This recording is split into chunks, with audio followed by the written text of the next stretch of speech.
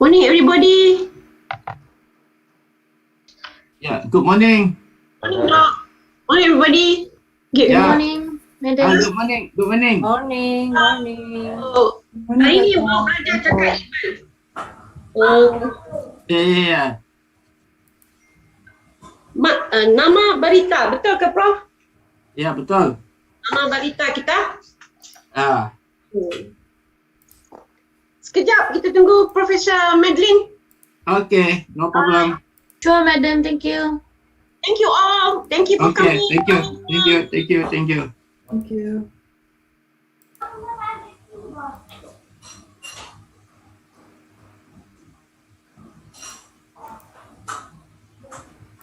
Ada Prof, dah ada. Prof Madeline dah ada. Hi, Prof. Where are you? Whoa, okay. It's 9:32. Shall we start? Yes, I'm okay. Alright, Assalamualaikum and a very good morning. Saya dahului dengan Dato Hajah Hanifah, Timbalan Menteri Hal Ehwal Sabah dan Sarawak, dan sebahagian saya Encik Toisin Dato. Nama saya Norizan Abdul Majid. Welcome to webinar. This is our first series. Forum ini ialah untuk membincangkan isu-isu semasa mengenai Sabah dan Sarawak. Saudara-saudari sekalian, inequality and poverty atau ketidaksamaan dan kemiskinan adalah fenomena global. Ianya dihadapi oleh semua negara, terutama negara yang membangun termasuk Malaysia. Kerajaan telah melancarkan berbagai-bagai rancangan pembangunan semenjak dasar ekonomi baru melalui rancangan Malaysia kedua untuk mengurangkan dan seterusnya membasmi kemiskinan. Profesor Madeline itu berterusan sehingga kini ya. Saya petik kata YB Datuk Seri Mustafa Muhammad semasa beliau merasmikan Invest Malaysia pada 20 Julai 2020. Beliau menyatakan membasmi kemiskinan, mengurangkan ketidaksamaan pendapatan, merapatkan jurang wilayah termasuk perbezaan jurang pembangunan infrastruktur akan diberi keutamaan paling tinggi sewaktu tempoh 2021 dan 2030 melalui berbagai-bagai usaha. Walaupun kadar kemiskinan itu dapat dikurangkan, kita masih berdepan dengan berbagai-bagai isu dan cabaran, terutamanya ketika dunia masih berada dalam era pandemik COVID ya. Hari ini kita amat beruntung sekali kita dapat berkongsi ilmu dengan anak kelahiran Sarawak, Bunyi Kelak Kenyalang, dilahirkan di Sibu. Betul ke, Prof? Okay, Betul. Biasa melihat beliau di kaca TV atau di pembuka akhbar, very famous. Dan mungkin di antara kita pernah menjadi anak murid beliau semasa beliau bertugas sebagai pensyarah di Universiti Kebangsaan Malaysia UKM. Berapa lama, Prof, belajar di UKM dan pengajar di UKM? 30 over years. Wow, 30 over years. Yang berbahagia Dato Dr. Madeline Berma, need no introduction, but I have to introduce anyway.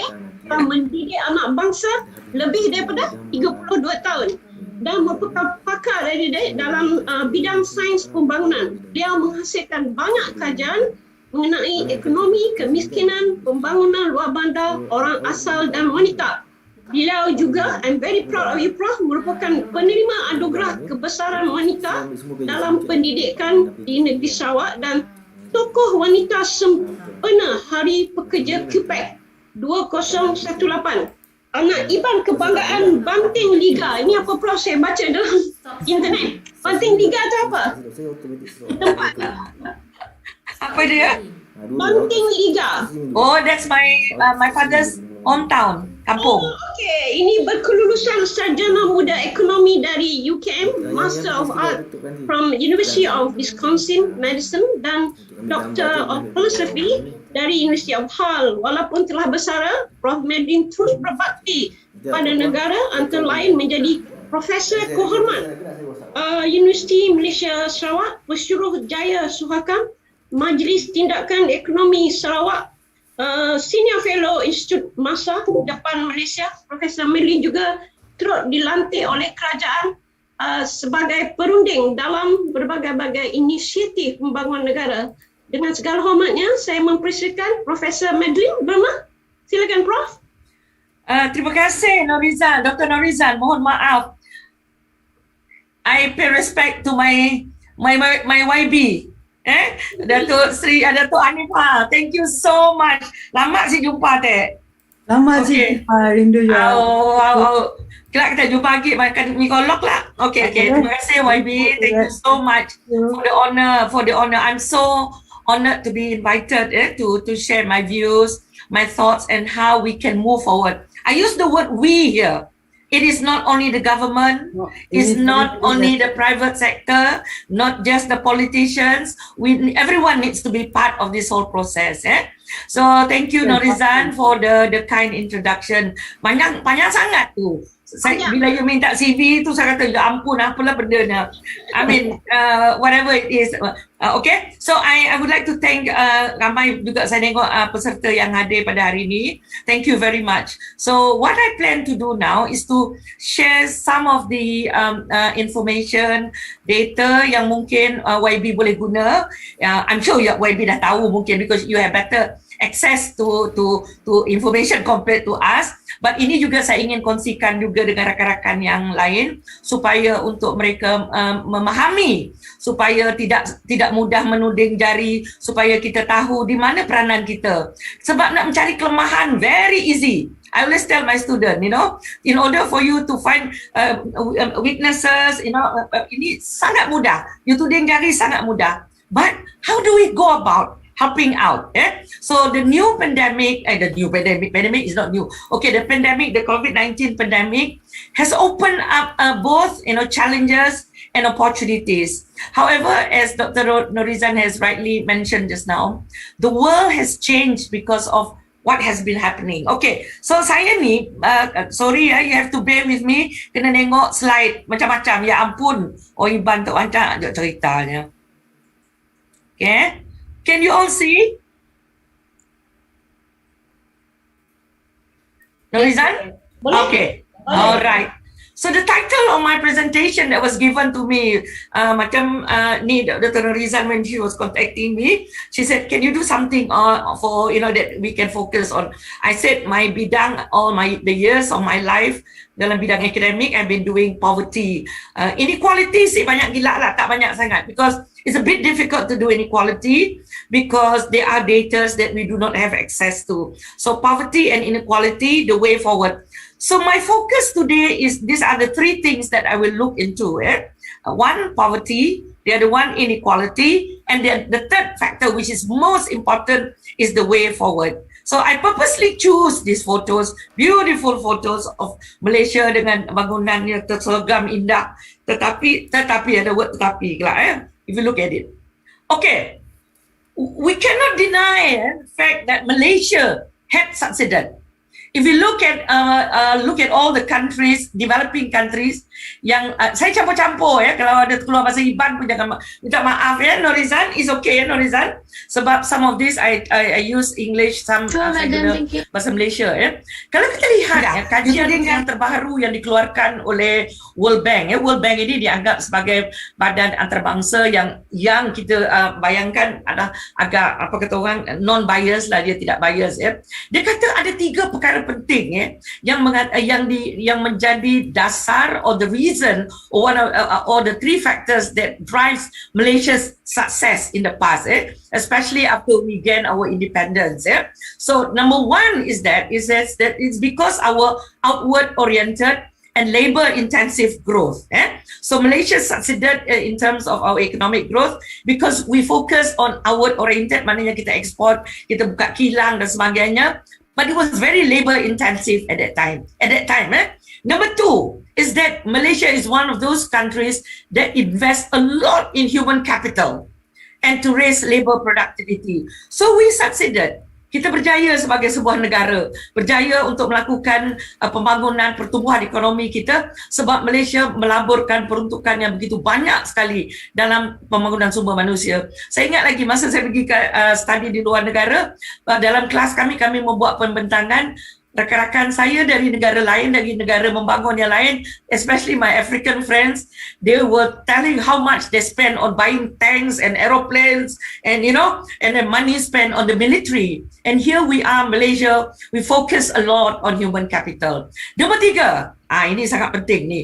Credible economic governance. There was good governance, bukan government governance ini, urus takbir, sistem pentadbiran yang bagus, sistem kerajaan. So everything was dianggap sebagai yang baik untuk memastikan economic stability. Okay, slide ini menunjukkan our success Okay. However, kita lihat extreme poverty versus extreme wealth. How big is the inequality gap? So ini data saya ambil daripada yang terkini yang diterbitkan. It is easily accessible. See what we can see from here. Yes, COVID-19. We have COVID-19, but we also see that there are Malaysians who earn like what? We are talking about 12.2 billion. My calculator tak sampai pun, saya tak tahu berapa kosong kat ujung calculator. Handphone saya tak sampai billion tu, sebab kalau convert ke Malaysian ringgit kali pula 4. So bayangkan lebih 50 billion. Ya ampun, saya terbayang kalau makan nasi lemak tu berapa banyak dah nasi lemak boleh makan lah Sarawak semua. And if you look at them, they are men mostly, well not mostly, all of them we are taking top 10 here. Okay. Alright, so yes, what I'm going to show with you today, I am showing you data that I collected all the years of my research, and I try to update them. So I would like to show where we are in terms of our poverty and in terms of our inequality.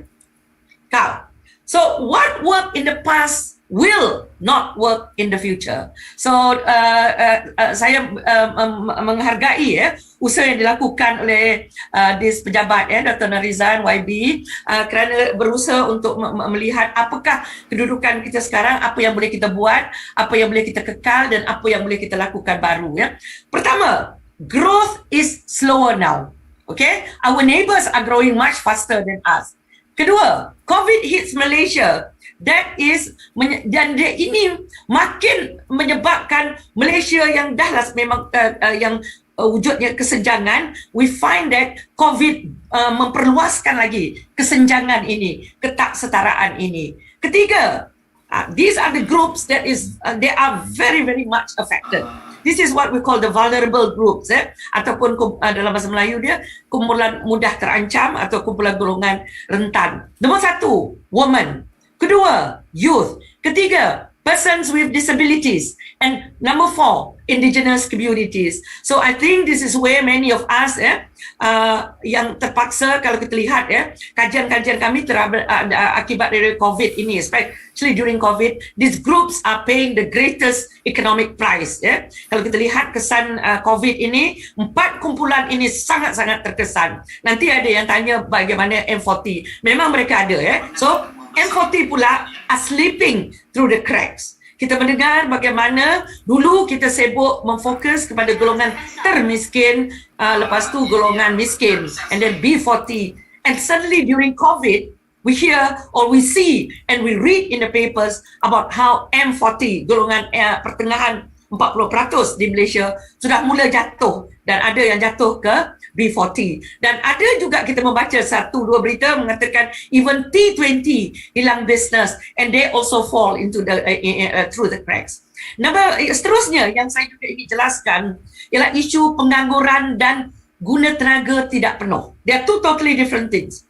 One is unemployment, the other one is underemployment. I will discuss what it later. The other one is that we find that our livelihood, kehidupan, semakin terjejas oleh ini.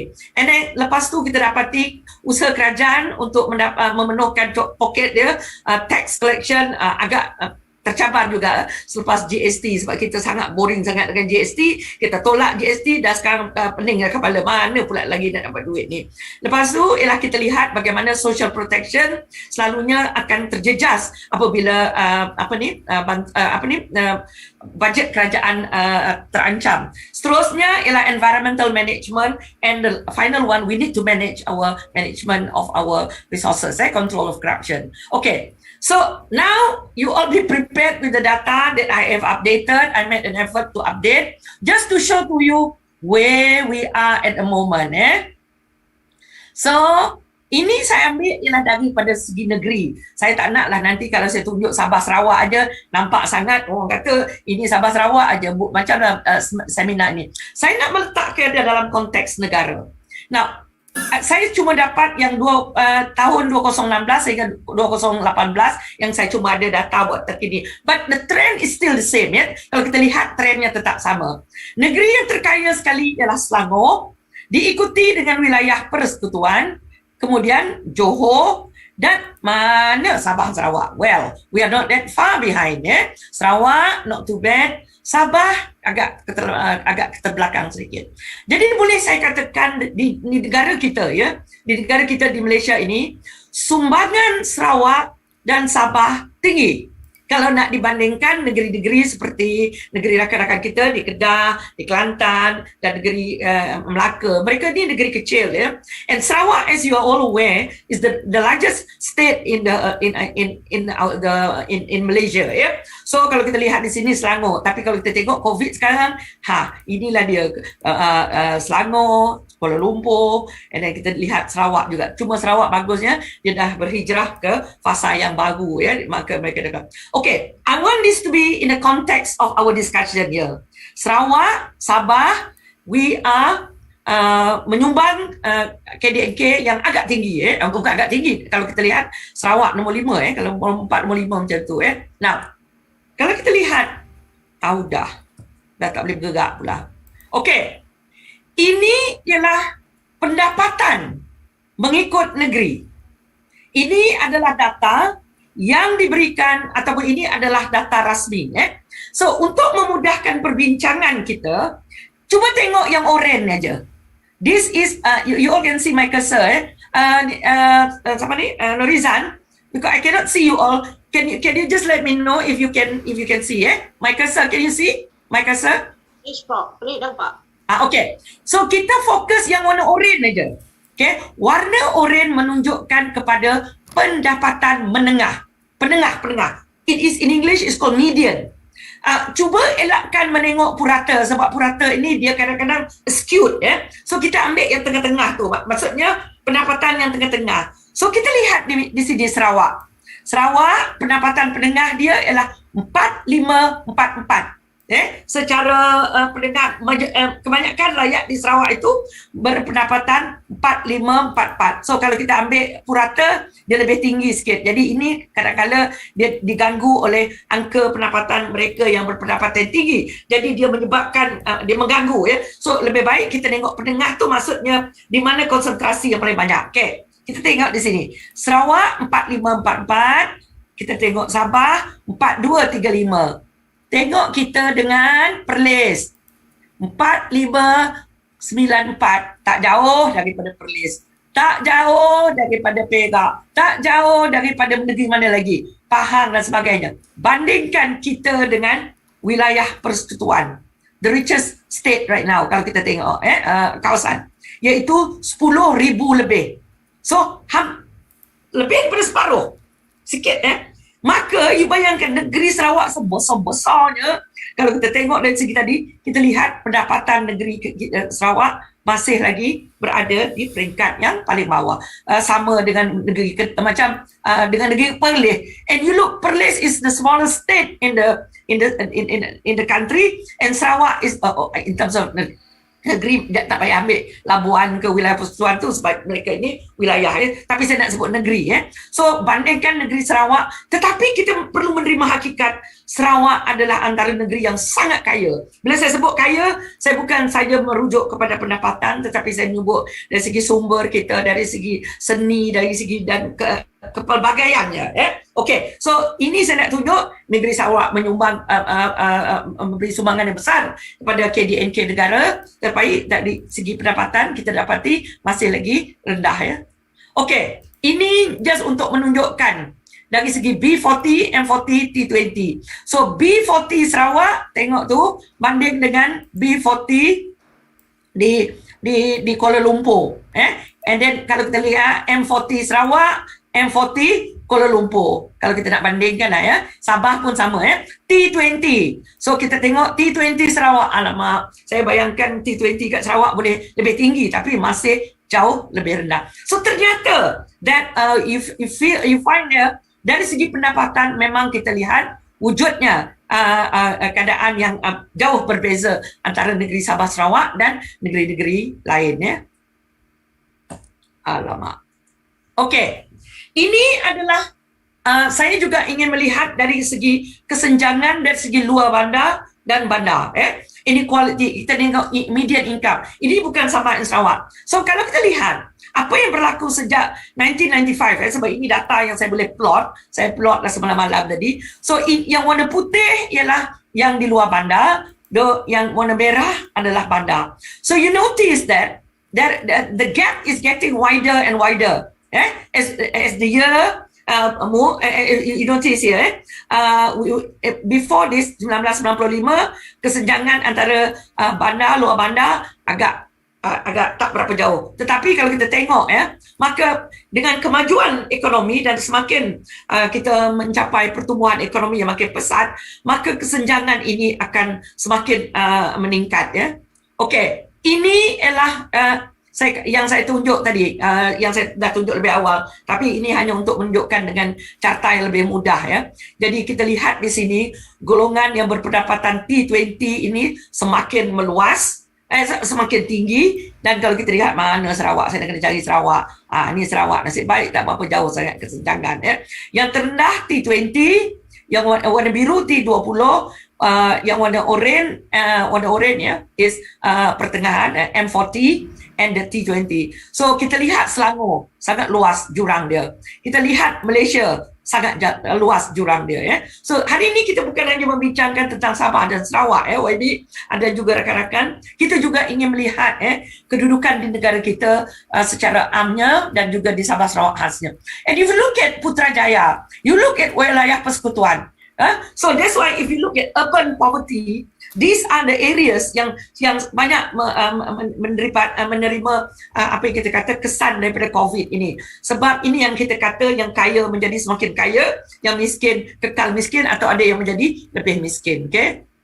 Okey, ini ialah mengikut strata tadi yang saya kata bandar luar bandar. Oh ada saya ingat saya tak ada tadi. So yang warna biru ialah bandar, yang merah ialah luar bandar. So kalau kita tengok di Sabah dengan Sarawak, luar bandar, trend dia sama untuk semua negeri So wilayah persekutuan kedua-dua Putrajaya dan Kuala Lumpur ni tak ada luar bandar. So kalau kita tengok memang the gap between apa kita kata tadi, the gap between urban and rural is vast, and this is data in 2019.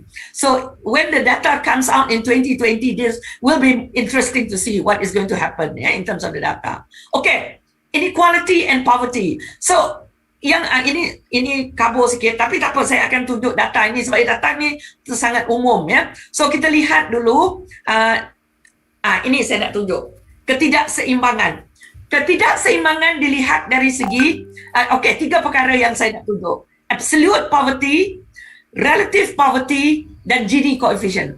Absolute poverty ialah mereka peratusan penduduk yang duduk di bawah 2408 itu garis kemiskinan yang ditetapkan 2408. So bila disebut 3.9 di Johor, maksudnya 3.9% orang di Johor berada di bawah 2408. Maksudnya daripada 10 orang daripada 100 orang, 3.9 orang ini adalah di bawah garis kemiskinan. So kita tengok di Sarawak. Di Sarawak nilainya ialah 9.0. Tengok di Sabah. Ya ampun. So rakan-rakan saya di Sabah, tengok di sini 19.5%. And look at Kelantan is still lower. So the highest is Sabah. So Sabah 19.5%, Sarawak 9.0%. Relative poverty ni memang dia bagus, tetapi dia sangat sukar untuk diukur. Tetapi Department of Statistics Malaysia telah mengukur untuk kita, dan kita lihat yang warna relatif ini. Ini menarik sebab relative poverty dia tidak hanya mengukur pendapatan, tetapi dia juga mengukur benda-benda lain, ya, pendidikan, isi keadaan well-being dan sebagainya. Okey. Bila kita ambil relative poverty, so kita lihat kebanyakan daripada negeri-negeri ini mencatat peningkatan. Kecuali, you tengok Kelantan menarik. Kalau absolute poverty dari segi pendapatan semata-mata, Kelantan sangat tinggi. Tetapi bila kita tengok relative poverty, Kelantan lebih rendah. Tetapi di Johor, dari segi absolute poverty tinggi, rendah. Tetapi bila kita tengok relative poverty-nya, kita dapati di Johor keadaan well-being dia dan juga mungkin wujudnya kesenjangan dan sebagainya. So begitu juga Sarawak. Kita kata masa absolute kita rendah sikit, 9.0, tapi bila masuk relative poverty kita lihat bahawa kadarnya lebih tinggi, dan di Sabah slightly better. So ini keadaan dia. Okay, absolute poverty, mereka yang berada di bawah garis kemiskinan 2408, 2240. Lupa saya, tak apalah. That is the amount. And the next one I want you all to look is Gini coefficient. Apa maksud Gini coefficient kalau you all tengok? Gini coefficient ialah angka yang digunakan oleh kami lah, orang pengkaji ini, nilainya antara 0 dan 1. 0 maksudnya sangat setara. Everybody is poor or everybody is rich. So there is equalities, so absolute equality, maksudnya semuanya equal. Bila dia mengalir ke nilai 1, maka absolute inequality. Cuma seorang saja yang kaya, yang lain semua miskin. Itu maksudnya 0 sangat equal, 1 sangat tidak equal. So kalau kita lihat di sini, negeri yang lebih tinggi nilainya macam Melaka, Melaka 3.83, maka dia punya lebih mengalir ke 1. Itu maknanya dia lebih tidak equal. So kalau kita lihat negeri mana? Negeri Kelantan. So negeri Kelantan ni menarik juga. Walaupun kita tengok tadi kita kata dia tinggi. So Terengganu is slightly better, and then we look at Sabah, Sarawak. Oh, ours is quite high. Perlis quite equal. So you tengok angka ni. Jadi bila next time, bila Yang Berhormat Perdana Menteri atau Menteri Keuangan membentangkan, dia sebut Gini coefficient, you tengok 0, 1. Mengalir ke 0 bagus, mengalir ke 1 tak baik. Okey, itu. Okay. The next thing I want to show to you all is satu angka baru yang kita gunakan dari segi kemiskinan. Bukan lagi dari segi pendapatan, tetapi dari segi health, kesihatan. Kami tidak ada data buat terkini, tetapi saya ambil ini daripada kajian oleh UNICEF di Malaysia. Kalau kita lihat, dia 3 perkara yang sering dikaji. One is underweight, the other one is wastage, iaitu dia berlakunya berat badan menurun disebabkan starvation atau penyakit, dan the other one is stunting, di mana terincat. So kalau kita lihat dari segi yang ini dululah, underweight dia tadi, wasting, this is wastage, maka Sarawak kita lihat di sini angkanya ialah 12.8%. Banyak lagi negeri-negeri yang tinggi. Sabah, rakan-rakan kita di Sabah, lihat di sini. Pahang tinggi, Kelantan tinggi, Melaka tinggi. So kita just above the Malaysian punya average, 12.8% Sarawak. So Sarawak, Sabah, that is the situation in terms of underweight. Now, in terms, maksudnya underweight tadi saya kata wastage, iaitu disebabkan oleh weight loss. Tapi dalam negara kita mungkin tidak ada acute starvation, tetapi di sini hanya digunakan istilah digunakan oleh UNICEF ialah wastage, iaitu mereka disebabkan penyakit dan sebagainya.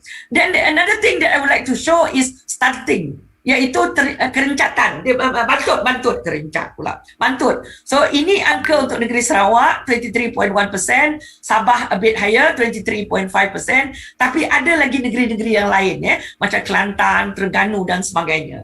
Dan ini ialah yang menjadi kekhawatiran ialah selalunya ialah anak yang kurang daripada 5 tahun dan juga mereka yang 18 tahun. So kita lihat di sini kalau 18 tahun Sarawak makin rendah. So tadi saya menunjukkan dari segi pendapatan, saya tunjuk dari segi kemiskinan dari segi income, dan juga sekarang saya menunjukkan dari segi iaitu kesihatan. Ini adalah data kesihatan. Now, ketidakseimbangan. Apa yang berlaku ialah kita lihat di Malaysia ni, kita melihat adakah ketidakseimbangan ini semakin baik atau semakin tak baik. So, satu kajian yang dilakukan oleh seorang profesor daripada US, Ravelion, dia pernah datang ke Malaysia dan buku dia banyak kami rujuk bila kami mengkaji. Dia kata memang di Malaysia kita banyak mengatakan bahawa ketakseimbangan kita makin baik because we are using relative Gini index. Tetapi bila diperincikan, dia kata sebenarnya kalau kita guna absolute Gini index, sebenarnya ketidakseimbangan kita semakin meluas, semakin tinggi. Norizan, is there a problem with my internet? Ada masalah tak? Is there anything with my internet? Because ada keluar dekat my laptop ni, dia kata my internet unstable. Is it okay? Are you all okay? Yeah, I'm fine. Okay. Because I cannot see any of your faces. Okay. So mungkin you all tidur pun tak apa. Ini negara demokrasi terpimpin. Boleh tidur, no problem. Okay. Ini ialah jurang. Kalau kita lihat di sini, T20, M40, B40. Ini perkara yang sangat kita khawatiri. B40 macam pendapatan mereka macam tidak banyak berubah, macam seolah-olah mendaftar saja. Sedangkan T20 ialah semakin meningkat. Tapi ini antara tahun 70 sehingga 2016. Tetapi saya bayangkan dekat 2020 mungkin agak berlainan sedikit. Tapi saya khawatir juga, saya rasa T20 masih lagi tinggi. Cuma yang makin menguncup antara ialah saya rasa M40 dengan B40 makin dekat lagi. Sebab T20 yang syarikat-syarikat yang mendapat profit yang berlebihan tu, saya rasa mereka masih lagi berada di situ. Dan kita tengok tadi yang the top richest Malaysian tu. Mereka ini tak tahulah saya, bukan lagi T20, T0.0001%. Mereka menguasai kekayaan, ya. So jadi itu yang saya nak tunjuk di sini. Now, ini ialah guna tenaga. After looking at that, now I want to look at guna tenaga because ini ada kaitannya dengan kemiskinan dan ketakseimbangan. What this data shows to us, saya cuma ambil 2019 and 2020. This one is kadar pengangguran. Tengok ni dulu. Dulu kita mempunyai what we call guna tenaga penuh, ya, full employment. Maknanya orang yang nak mencari kerja dengan jumlah pekerjaan tu ada. Cuma kita nak memilih kerja atau tidak ada. So the demand supply matching. But once you look at 2020, ini sekitar bulan Mei last year, selepas saja MCO, kadar pengangguran kita melonjak ke 5.1%. And then after that slowly going down 4.7 and now it's in 4.8%. So yang merah ini menunjukkan pengangguran. Orang yang nak mencari kerja tetapi tak ada kerja. Ini maksudnya. Yang di bawah ini yang warna putih ialah apa yang saya kata guna tenaga tidak penuh. Maksudnya ada dua perkara.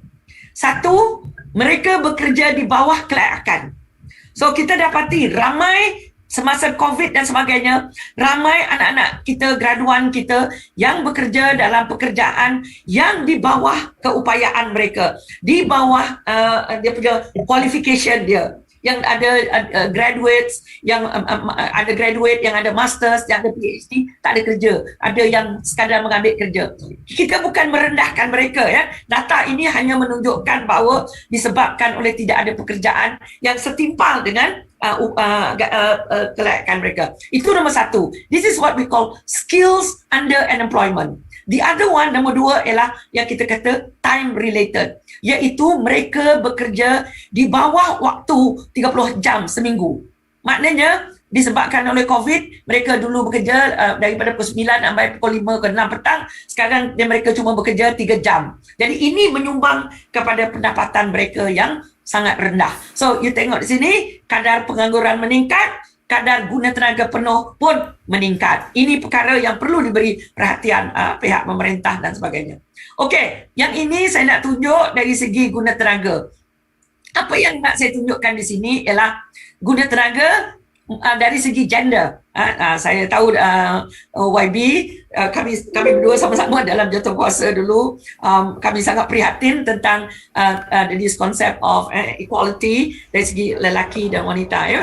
So gender equality, ya. So kita lihat ketara sekali dari segi in terms of di luar tenaga. Di luar tenaga tu maksudnya mereka tidak bekerja, ya. Mereka mungkin jadi student atau mereka bekerja jadi suri rumah. So kalau lelaki ada yang di luar tenaga kerja. So we find that. Tetapi bila kita lihat bekerja, definitely we can see that men are more than women. So that is another level in inequality yang perlu kita lihat, ya. Begitu juga di Sabah, trendnya sama. There is inequality between male and female, ya. Dari segi bekerja dan juga pengangguran. So kalau kita tengok di sini pengangguran lelaki tinggi, tapi wanita juga tinggi, ya, di Sabah dan Sarawak, Okey. Ini ialah dari segi apa ni? Tak nampak saya dah tak nampak. Gaji pekerja siswazah di Sabah dan Sarawak. Okay, saya ambil dua angka ni, saya warnakan. So secara umum Kuala Lumpur paling tinggi. So tidak heran kalau tengok dari Sabah dan Sarawak, mereka datang ke Kuala Lumpur dan juga mereka pergi ke Johor Bahru. Sangat suka sangat mereka. Ataupun pergi ke wilayah Putrajaya. Putrajaya susah sikit sebab banyakkannya pegawai kerajaan. So itu yang menyebabkan mereka banyak pergi ke Kuala Lumpur dan juga tapi mereka tak pergi pula ke Perlis, ya. Kita tengok gaji situ Perlis, Besong, Begitu juga negeri Selangor di sini. So Selangor popular, Selangor dan juga Kuala Lumpur, So okey, Okey, ini ialah dari segi purata gaji dan upah bulanan di negeri ini. So ini penting juga bagi kita sebab kita tengok, di sini Sabah dengan Sarawak kita masih lagi rendah, Tadi ialah upah siswazah, ini ialah upah secara umum. So still very low. So these are things that we need to look into, especially in the post-pandemic. Sikit lagi Norizan, sorry.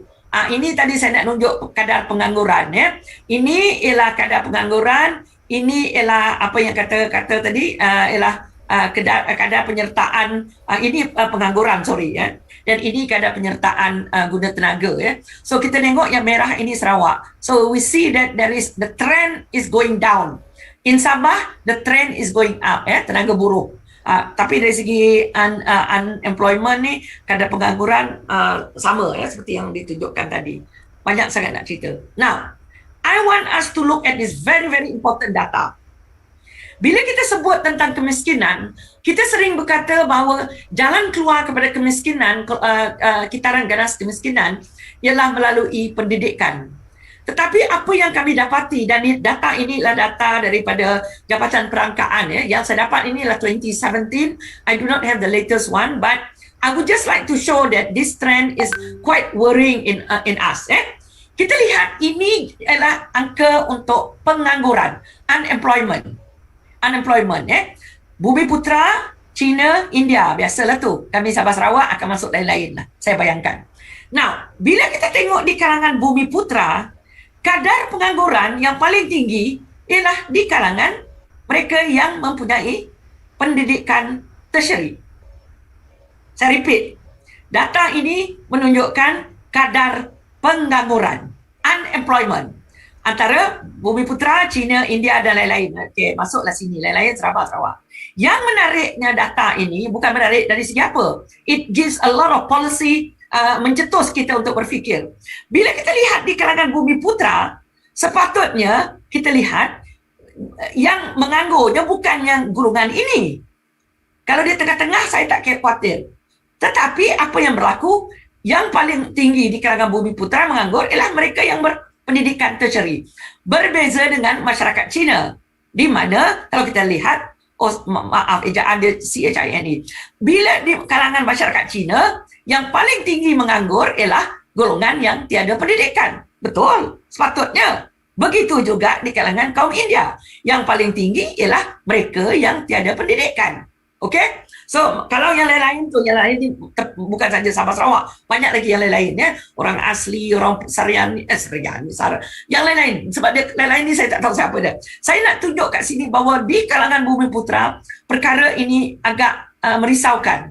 Maksudnya di sini, kenapa mereka yang berpendidikan tertiary tidak dapat membantu kaum bumi putera ini untuk keluar daripada kepompong kemiskinan ialah kerana mereka yang berpendidikan tinggi pula menyumbang kepada kadar pengangguran yang tinggi. Mereka di kalangan bumi putera ni tiada bekerja. Jadi di sini menimbulkan persoalan, satu, bahawa dari segi universiti yang ataupun kursus yang dipilih. Kedua, apakah mereka ini tidak mempunyai kelayakan ataupun apa yang kita gelar sebagai employable skills. So, ini perkara yang perlu diberi perhatian. Okey, ini just untuk menunjuk, tak payah tengok dalam-dalam pening kepala. Saya nak tunjuk pusat kesihatan jaraknya ada yang lebih 9 km, Sabah, Sarawak. Ini Sarawak, ini Sabah. So, kami ada lagi pusat kesihatan yang lebih daripada 9 km. Ada 15.5% kami di Sarawak. Dan kalau dari segi swasta, ada 33%. Ini semua anda tahu, cuma mungkin tak ada angka. Begitu juga dari segi sekolah. Ada lagi yang jauh daripada 9 km, 2.4%.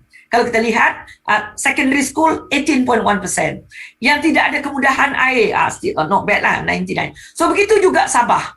Kalau kita lihat. So data ini menunjukkan kepada accessibility kepada sekolah dan pusat kesihatan yang bagi saya sangat-sangat basic. Ya. So saya mengharapkan dan saya pasti YB semua tahu sebab jabatan ini memang bertanggungjawab untuk melihat perkara ini.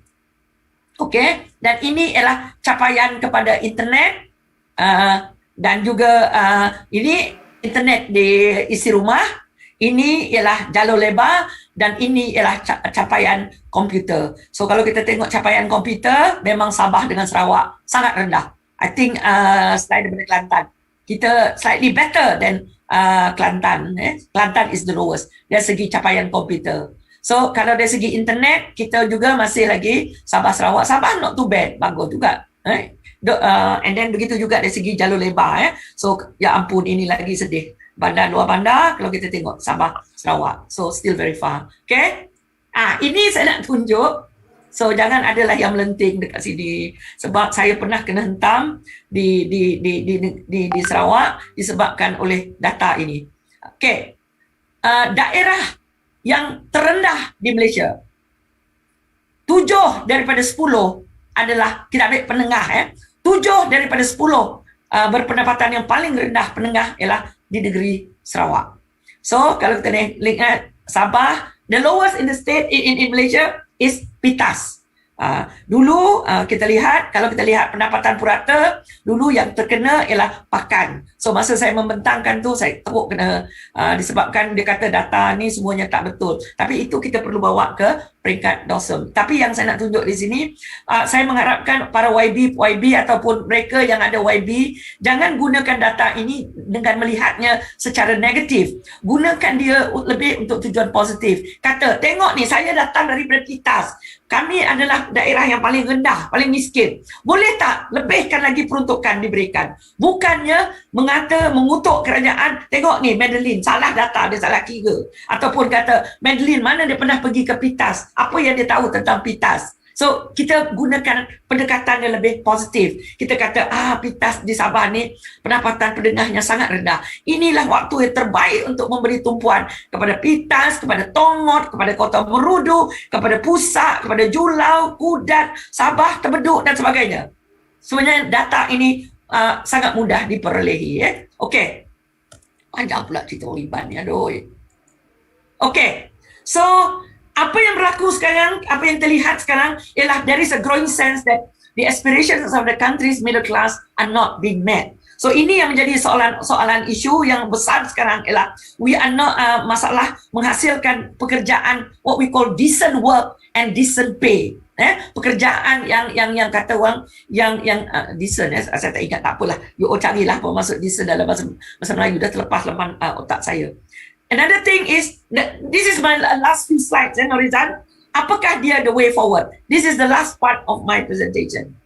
The way forward, ini adalah World Bank punya kajian. Dia mengatakan bahawa Malaysia akan beralih ke negara dari negara berpendapatan pertengahan ke negara high income economy. Dah ubah dah. Dulu 2030, now dah naik 2030. Dulu 2020 kita berharapan ya. Tapi sekarang dia kata kita boleh mencapainya menjelang 2024 ke 2028 ya. Kalau kita ikut wawasan 20 is 2020, but now we find that high income economy 2030, and now World Bank mengatakan, diramalkan bahawa kita hanya boleh mencapai, besar kemungkinan kita boleh mencapai antara 2024 to 2028, makin ganjak. Okey, yang penting bagi saya dalam jangka masa panjang ya, number one, it must be poverty reduction that enhance resilience and long-term sustainability. Inilah kerangka konsep di masa hadapan, the way forward ya. Dalam dunia yang semakin tidak seimbang ini, kita perlu ekonomi yang lebih adil, yang the word here is fair, just and sustainable.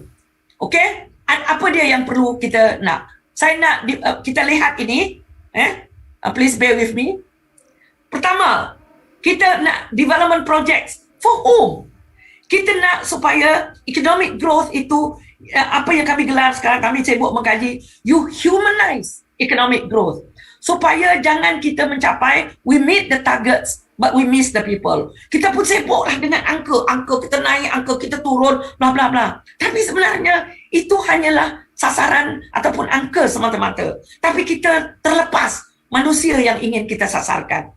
So, isu dia sekarang, adakah kita, apa yang kami belajar dalam ekonomi, dulu kita sibuk dengan trickling down, titisan ke bawah. Sekarang bukan saja kita perlu titisan ke bawah, kita juga perlu titisan ke atas. Ya, maknanya top down and bottom up. Itu nombor satu. Project for whom? It must be, we must humanize economic growth.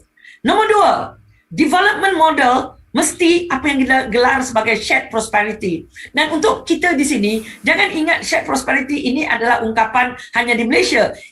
Ungkapan ini telah lama digunakan oleh kami mengkaji kemiskinan, even sebelum Malaysia menggunakan dia sebagai shared prosperity model kita yang telah diperkenalkan oleh zaman tu Dr. Mahathir, PN, now Dato Tan Sri Mahyudin. Sebenarnya shared prosperity ini telah banyak dibincangkan apabila kita lihat bahawa model-model ekonomi itu tidak berkesan ya. So it is no longer one size fits all. Ubat Panadol untuk semua penyakit.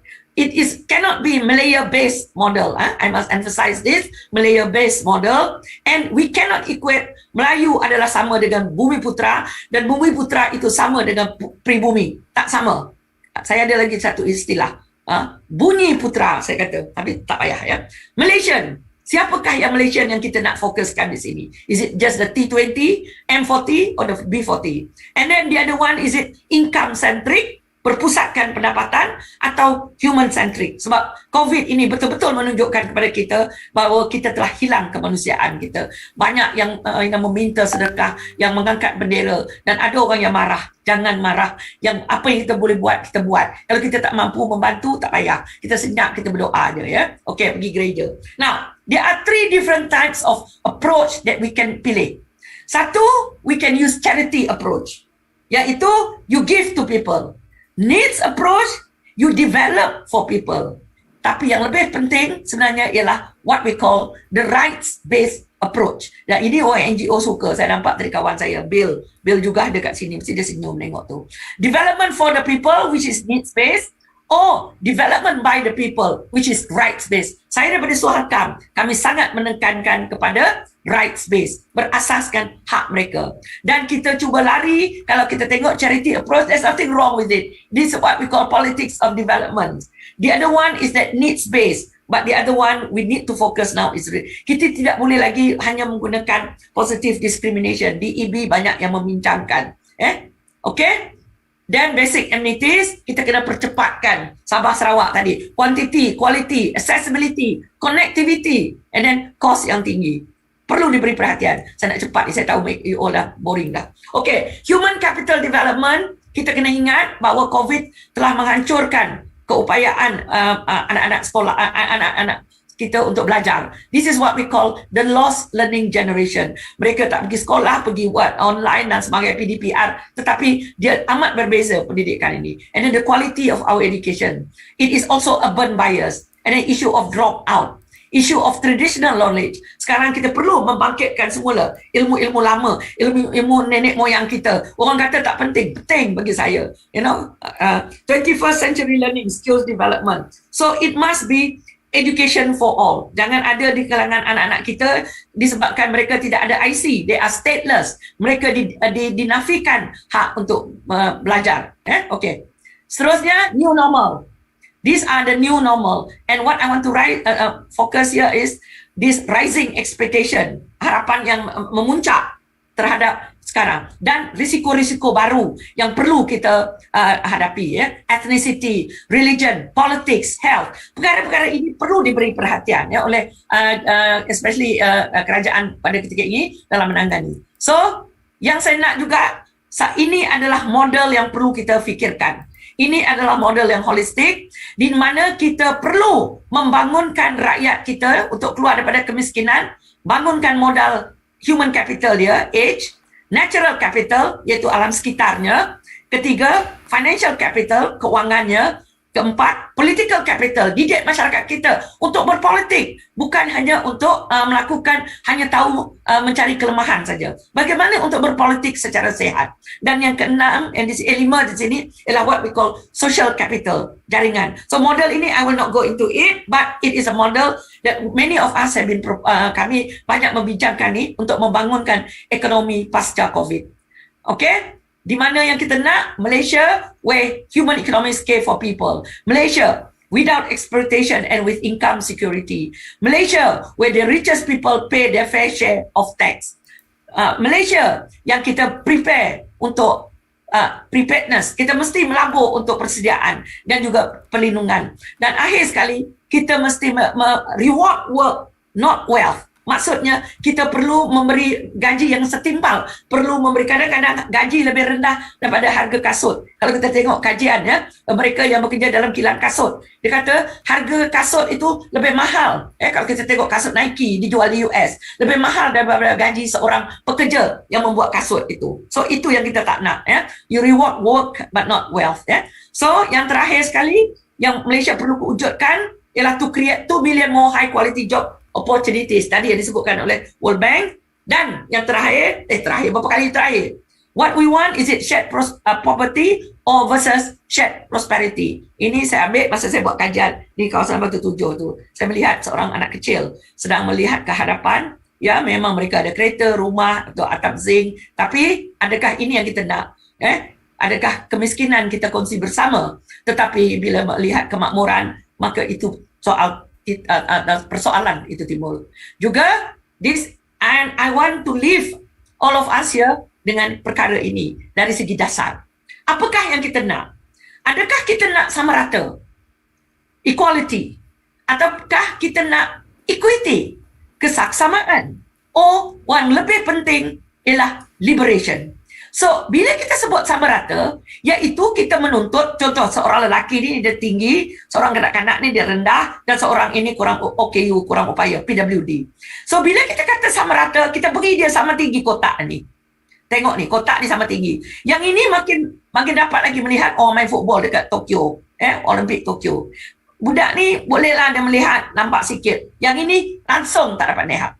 Tetapi bila kita sebut kesaksamaan, needs-based, rights-based, maka ini yang berlaku. Yang ini dah banyak sangat duit dia, yang sudah tinggi keupayaan dia, dah duduk di bandar, walaupun dia bumi putra, walaupun dia berstatus apa, mungkin dia dah tak perlu lagi diberi bantuan. Yang perlu beri bantuan mungkin ada di kalangan rakyat kita. Dia mungkin non bumi putra, dia mungkin orang bumi putra juga tak ada masalah. Kita berikan dia mengikut keperluan. Dan apa yang kita katakan ialah kesaksamaan. Dan yang penting juga ialah OKU kita. Kita beri dia RAM. Jangan beri dia yang ini. Bagaimana dia nak menggunakan? So, jadi kita memberi mengikut keperluan dan mengikut hak dia. Ini adalah hak dia. Seorang PWD ada hak dia untuk untuk melihat ni. Tetapi yang lebih baik sekali ialah negara kita menghapuskan segala bentuk halangan yang ada di sini. Supaya tiga-tiga boleh melihat.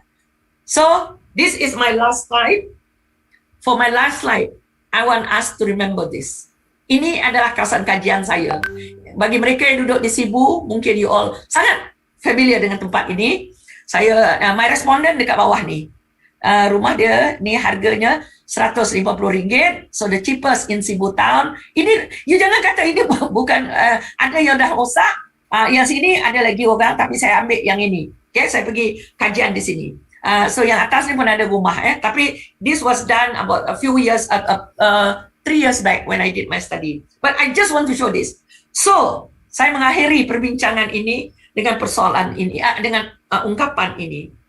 In a country well governed, poverty is something to be ashamed of. In a country badly governed, wealth is something to be ashamed of.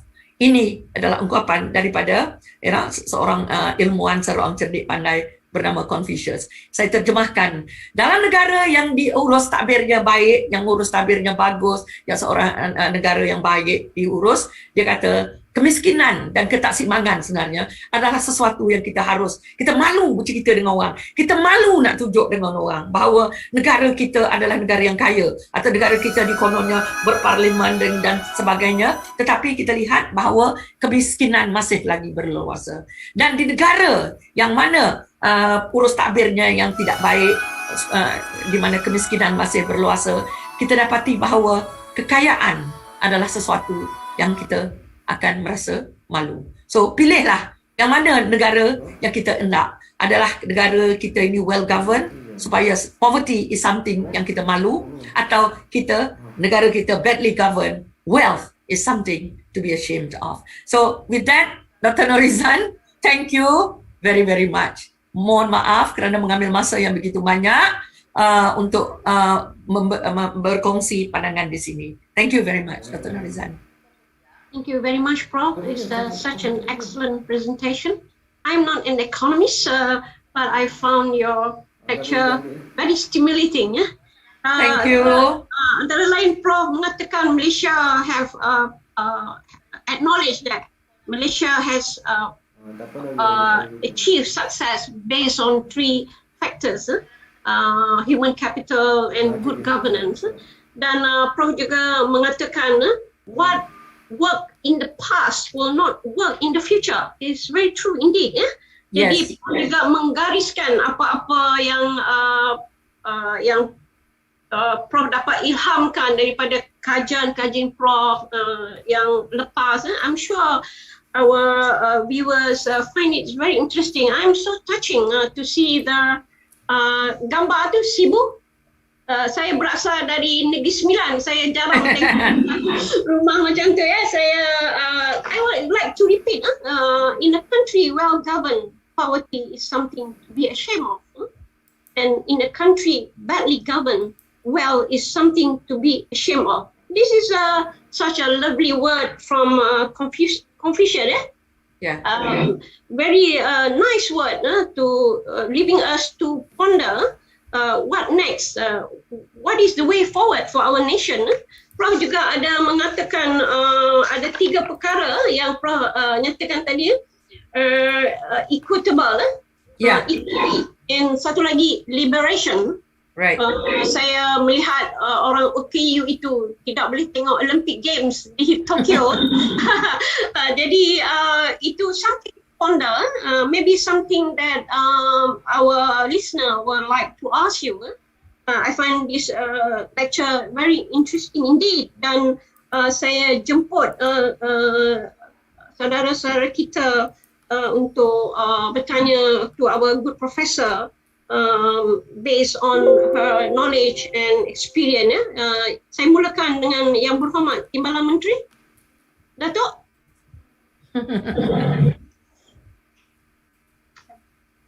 Actually, it's a very good understanding, but I'm still trying to digest it. I'm not an economic background, but in terms of trying to help find means and ways that we can improve the situation of the people that is under the B40 and the M40 is something that is challenging. I'm very thankful in terms of Sarawak, the effort to at least constantly work on the infrastructure will help a great deal. improving as well as aside from the accessibility, the basic needs like water, electricity, telecommunications. We are in my position for Ehwal, Sabah and Sarawak. It is something that we are also constantly pushing. Sometimes we find that there's a lot of things that we need to help people to open their eyes to realize that it is not equal, as you say. Yeah. In my circumstances, it is very important to describe the human factor. So even at times I would also explain to them the human factor. I said, you can read a report based on the technical information, but I said, you also need to understand the human factor. Would you have the heart to see people not having access to the basic amenities? I have to tell you that there are times when I go to my constituency, no one can reach me because there's no communication access. That is minor for me. But, how about the others that need to access telecommunications, that need access to better education and those kind of things? So I'm trying to describe to them in terms of the human factor so that it gives them a better picture, and hopefully it touches their hearts to know how important it is.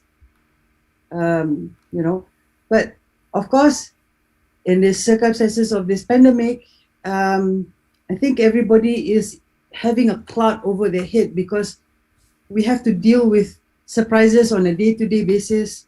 One day we're locked down, one day we say, okay, we have to stop our work. At times, even working in the government, we also have to work from home. There's a loss in terms of having good communication line. Sometimes, it's distorted. Sometimes it's frustrating because you cannot gauge in terms of your emotions. You want to convince someone, you do not know whether they understand what you're saying or not. Maybe you missed out in certain words. But, there are people that, we want to make sure that we got to push them to be more positive.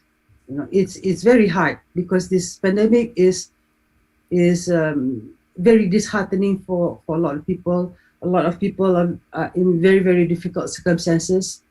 We're hoping that, with the vaccines, that it will reduce the number of spread, and, hopefully we can give better ideas by planning how we can do the recovery. So we need better news, better plans that we can assist in terms of the very needy first, and, do what we can do in order to make sure that we have hope that things will carry on. I think one of the difficult parts, aside from getting all this information, is how do we actually create those jobs? How do we actually create those assistants? It's not easy, and I'm hoping that with the initiative of the government and the private sector working closely together, that we will be able to find solution, because I want a win-win situation with everybody. More so the people, because it is the hardest hit for the people. So it'd be great to find out, as a collective of understanding how we can improve situations. It also needs everybody to make sure that we try and follow through with SOP, like it or not. I hate, think that I have to wear the mask all the time, and I have to guess whether I can see the person I'm looking for, whether it's the right person or not. Separate. There's a lot of people that are separated from their families. There's a lot of challenges. But I have to tell myself that, what it's minor compared to the kind of difficulties a lot of other people are facing. Those who do not have jobs. I really pray that everybody has the strength to pull through this. It's definitely not easy, So if we can put aside our differences and we can come up with ideas that work, it will be very much appreciated. And I think that's the best way to move forward. Thank you very much, Doc. Thank you. Lama si jumpa. You take care. So you are in KL or in Kuching? Yes, On and off. at the moment we're stuck in Putrajaya. Oh, I see. Having to go to Parliament? No. It's scary to go into the day one because there was already a couple of cases, and I'm like, aduh. YB, can I just ask one small question? With the formation of the Jabatan Hal Ehwal Sabah Sarawak, what is it that you think that you can, or your office, or your it's directly it's under JPM kan? There is so much that rakyat punya expectation is almost like equivalent to what is it that you people can do, do you think that with the formation of the Jabatan that we can achieve more than without it? How do you see it? From your personal experience, not as a politician or deputy minister. When you think about it, there is a big communication gap. Okay. Meaning the federal government runs, a standard procedure that they have to do, and Sabah and Sarawak has their own ideas because the people are very different. We have different ethnicity, so our needs are also different. Our geographical challenges are also very different. Sabah and Sarawak has more terrains, more longer rivers and wider. So we have to explain to them that it is important that they have to change their understanding that we are different, and they need to also adapt that from the differences they need to accommodate certain things, not only in regards to MA63, but the findings of what the state has said needs them to also realize. So it is, we try our best, by doing the explanation, and of course, in that sense, it is not in terms of, like, say for example, everybody is saying that the whole of Malaysia needs to build roads, but it's for us. We have to say our soil is very different. We have pit soil, which needs a stronger foundation. So when it comes to strong foundation, it's a little bit more costly. Then we say we also need bridges. Peninsular Malaysia doesn't need as much as bridges. We do, depending on how wide the river is. Sometimes, you go for 5 kilometers, you need another bridge. 5 kilometers, you need another bridge.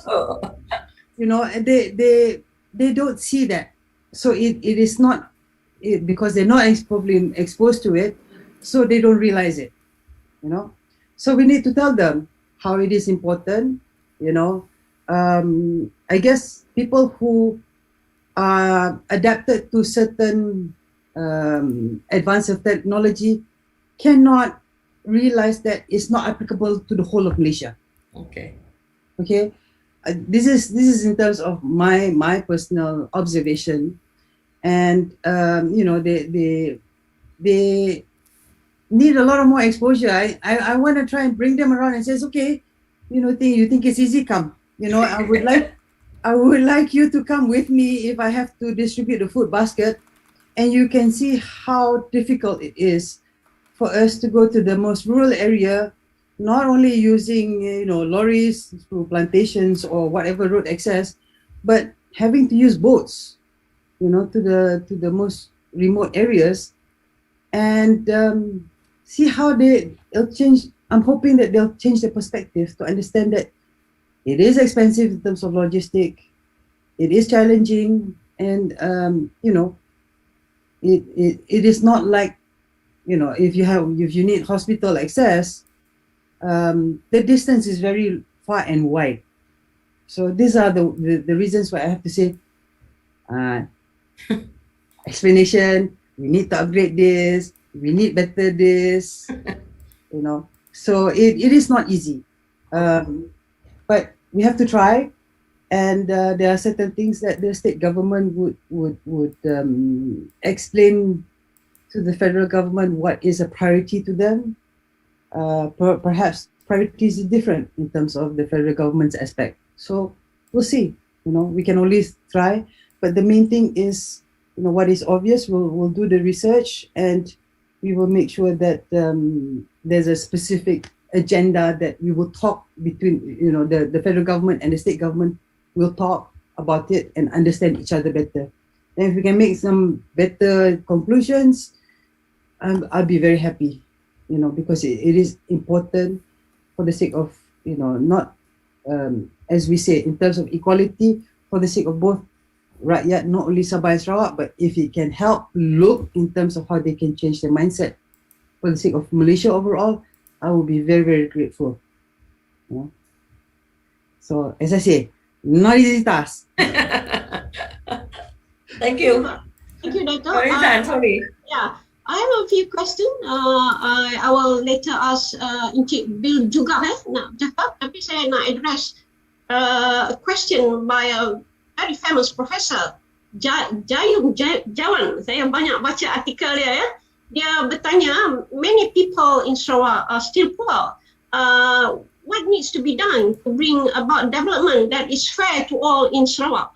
And one question specifically for Professor Madeline about Suhakam. What has Suhakam accomplished for Sarawak? What can be done? What need to be done, Prof? Thank you very much. Due respect, Prof. Jayum, he's a very active participant. I'll give a quick answer. For number one, apa tadi soalan dia ialah poverty. Masih lagi, according to Jayum, Prof. Jayum, and also I think when I look at all the comments here, sometimes it's interesting to ask question. It's so easy. But I would also like to post, maybe we will invite Prof. Jayum. I would want to hear his suggestion. That would be interesting. Like you say, he's a very prominent professor. Yeah, I have his name in the list. Yes, so we will hear from him, because today I have given my way forward. I've given my way forward. That's number one, okay? So, maknanya dalam pembentangan saya dah bentang the situation and the way forward. I've answered that question. So, number two is that about Suhakam. And I think this is where our friend Bill juga, because we have worked a lot with the NGOs in Sarawak. We cannot... Suhakam is a badan ataupun yang dilantik, kami dilantik oleh Yang di-Pertuan Agong dan juga jabatan oleh Yang Amat Berhormat Perdana Menteri. Jadi tanggungjawab kami adalah di bawah Jabatan Perdana Menteri. Tanggungjawab kita ialah untuk what we call to defend and to promote human rights. So we are not a government agency that develop development, but we have worked. Maybe Bill can help us later, because we have worked with the NGOs, Save the Rivers. We have worked with Bill. So bila Bill bercakap nanti, I hope Bill, you can share what are the things that you have worked with us in terms of NCR land, in terms of kad pengenalan, in terms of pertukaran status dalam IC. So itu je jawab. But I would love to hear Prof. Jayum, because he may want to use this as an opportunity for him to share his views pula. Because saya dah beri jawapan saya. Okay? Can we get Bill dulu? Bill, lepas tu Prof. Jayum. Okay, Bill, please. Good morning, everyone. Can everybody hear me? Give a thumbs up. Yes. Morning, sir. Okay. To those that are not familiar with me, I have to give a short introduction.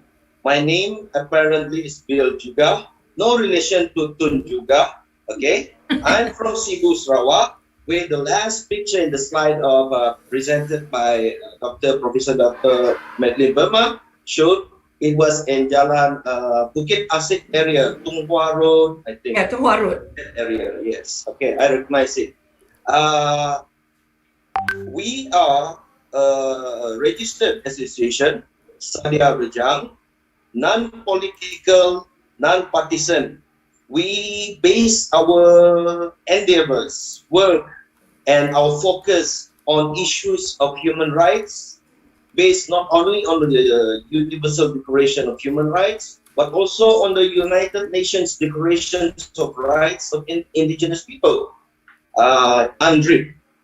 Therefore, since we are non-political, we feel that it is our duty as a representative of the people of Sarawak to voice our issues and concern without fear, without prejudice, and without favor, for the betterment of the overall community in Sarawak, be it the Iban people, Melanau, the Dusun, the Kenyang, the Kayan, the Beketan, all the indigenous people, and also the Ehwal, the Fujau, who has come to Sarawak in 1910 to develop Sarawak, especially in my area, Sungai Merah Sidu.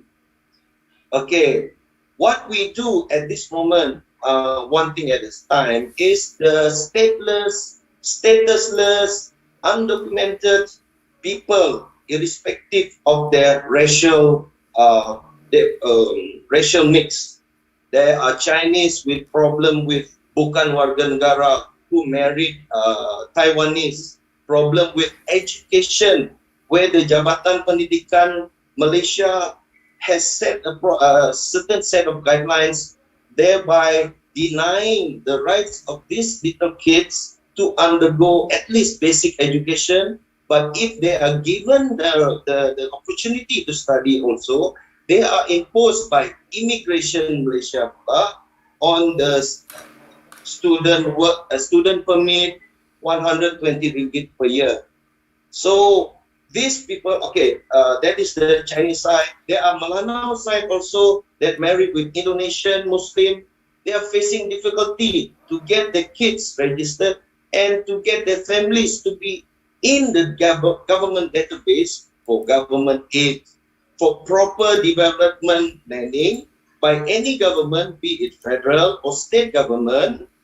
The correct database, the database that contains the holistic demography or the number of people, the categories, whether they have my card or not, the government need to have.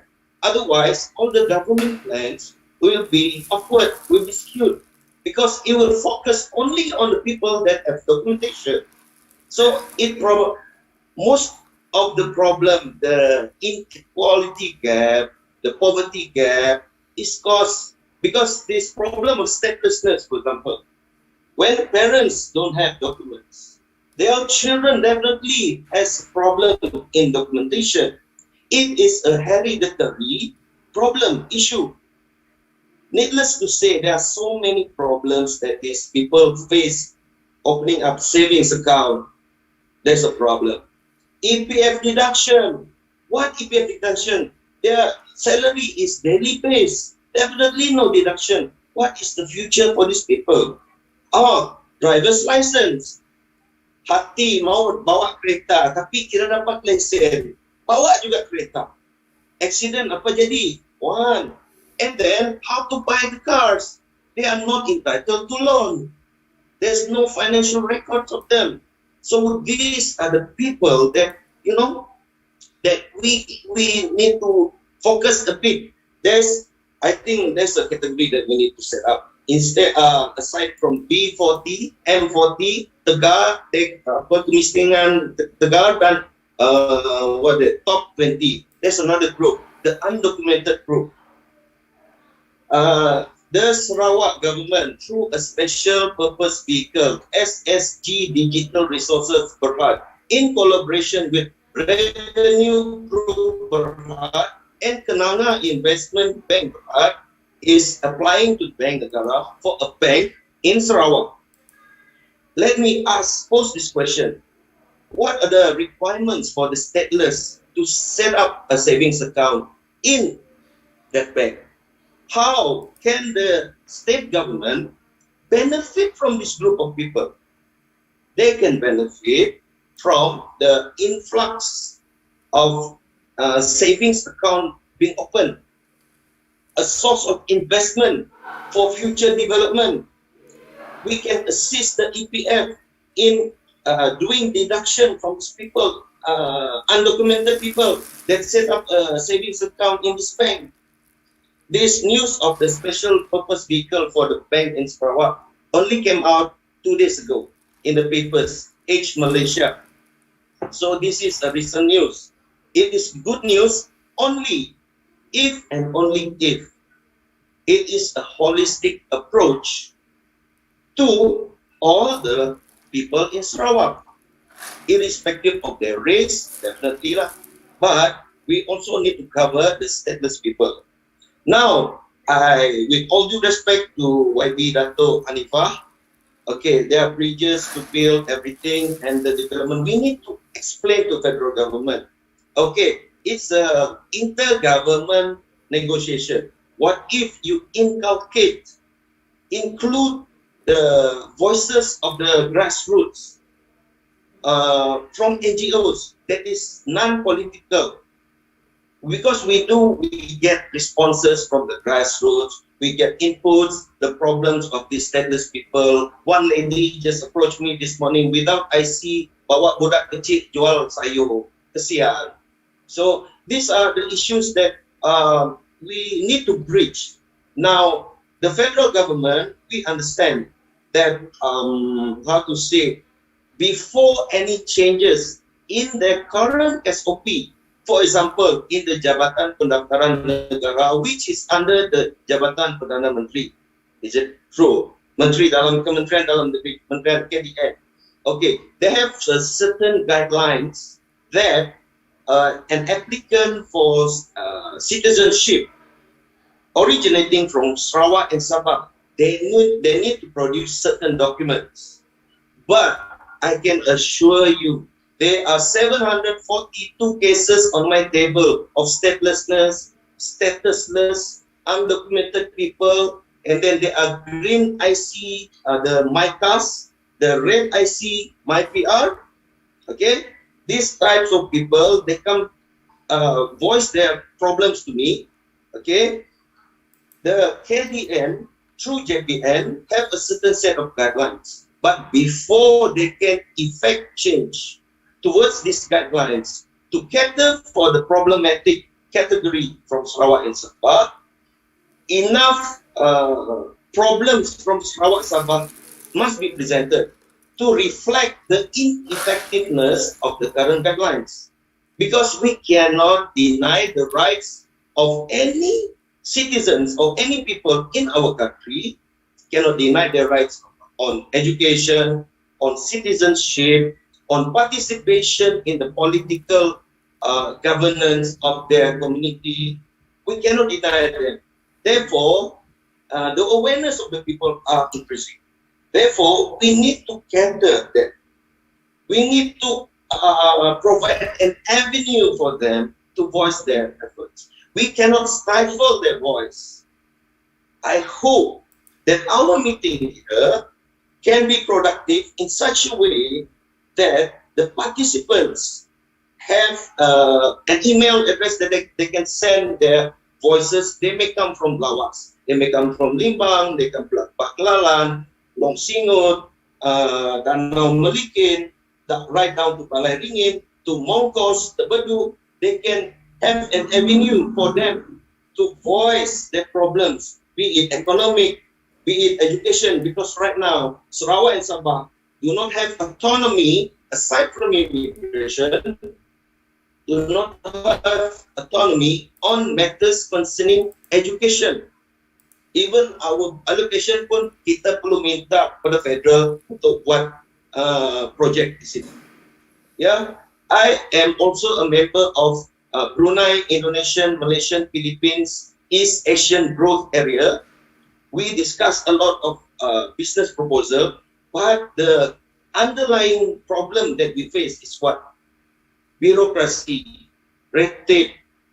The fear we feel that it is the fear of the government not having a cut in it, so to speak, or tax from it, Okay, we need to address the issue also, because the members of this BIMPEAGA committee is the governor of Palawan, the governor of Mindanao, okay, Brunei royalty. So it is our regional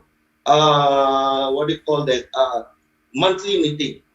So our problem that we face, I'm bringing out here, we are seeking support, at least not financially yet, but at least as a voice whenever there's a state meeting. Okay, so, and we also agreed one thing, that any development in passing through an area, for example, Sungai Merah, there's a development project, maybe proposed by the state government or federal government. The priority must be given to the residents of Sungai Merah first in terms of utilization of human capital, labor, before the opportunity is offered to pendatang asing, foreign workers.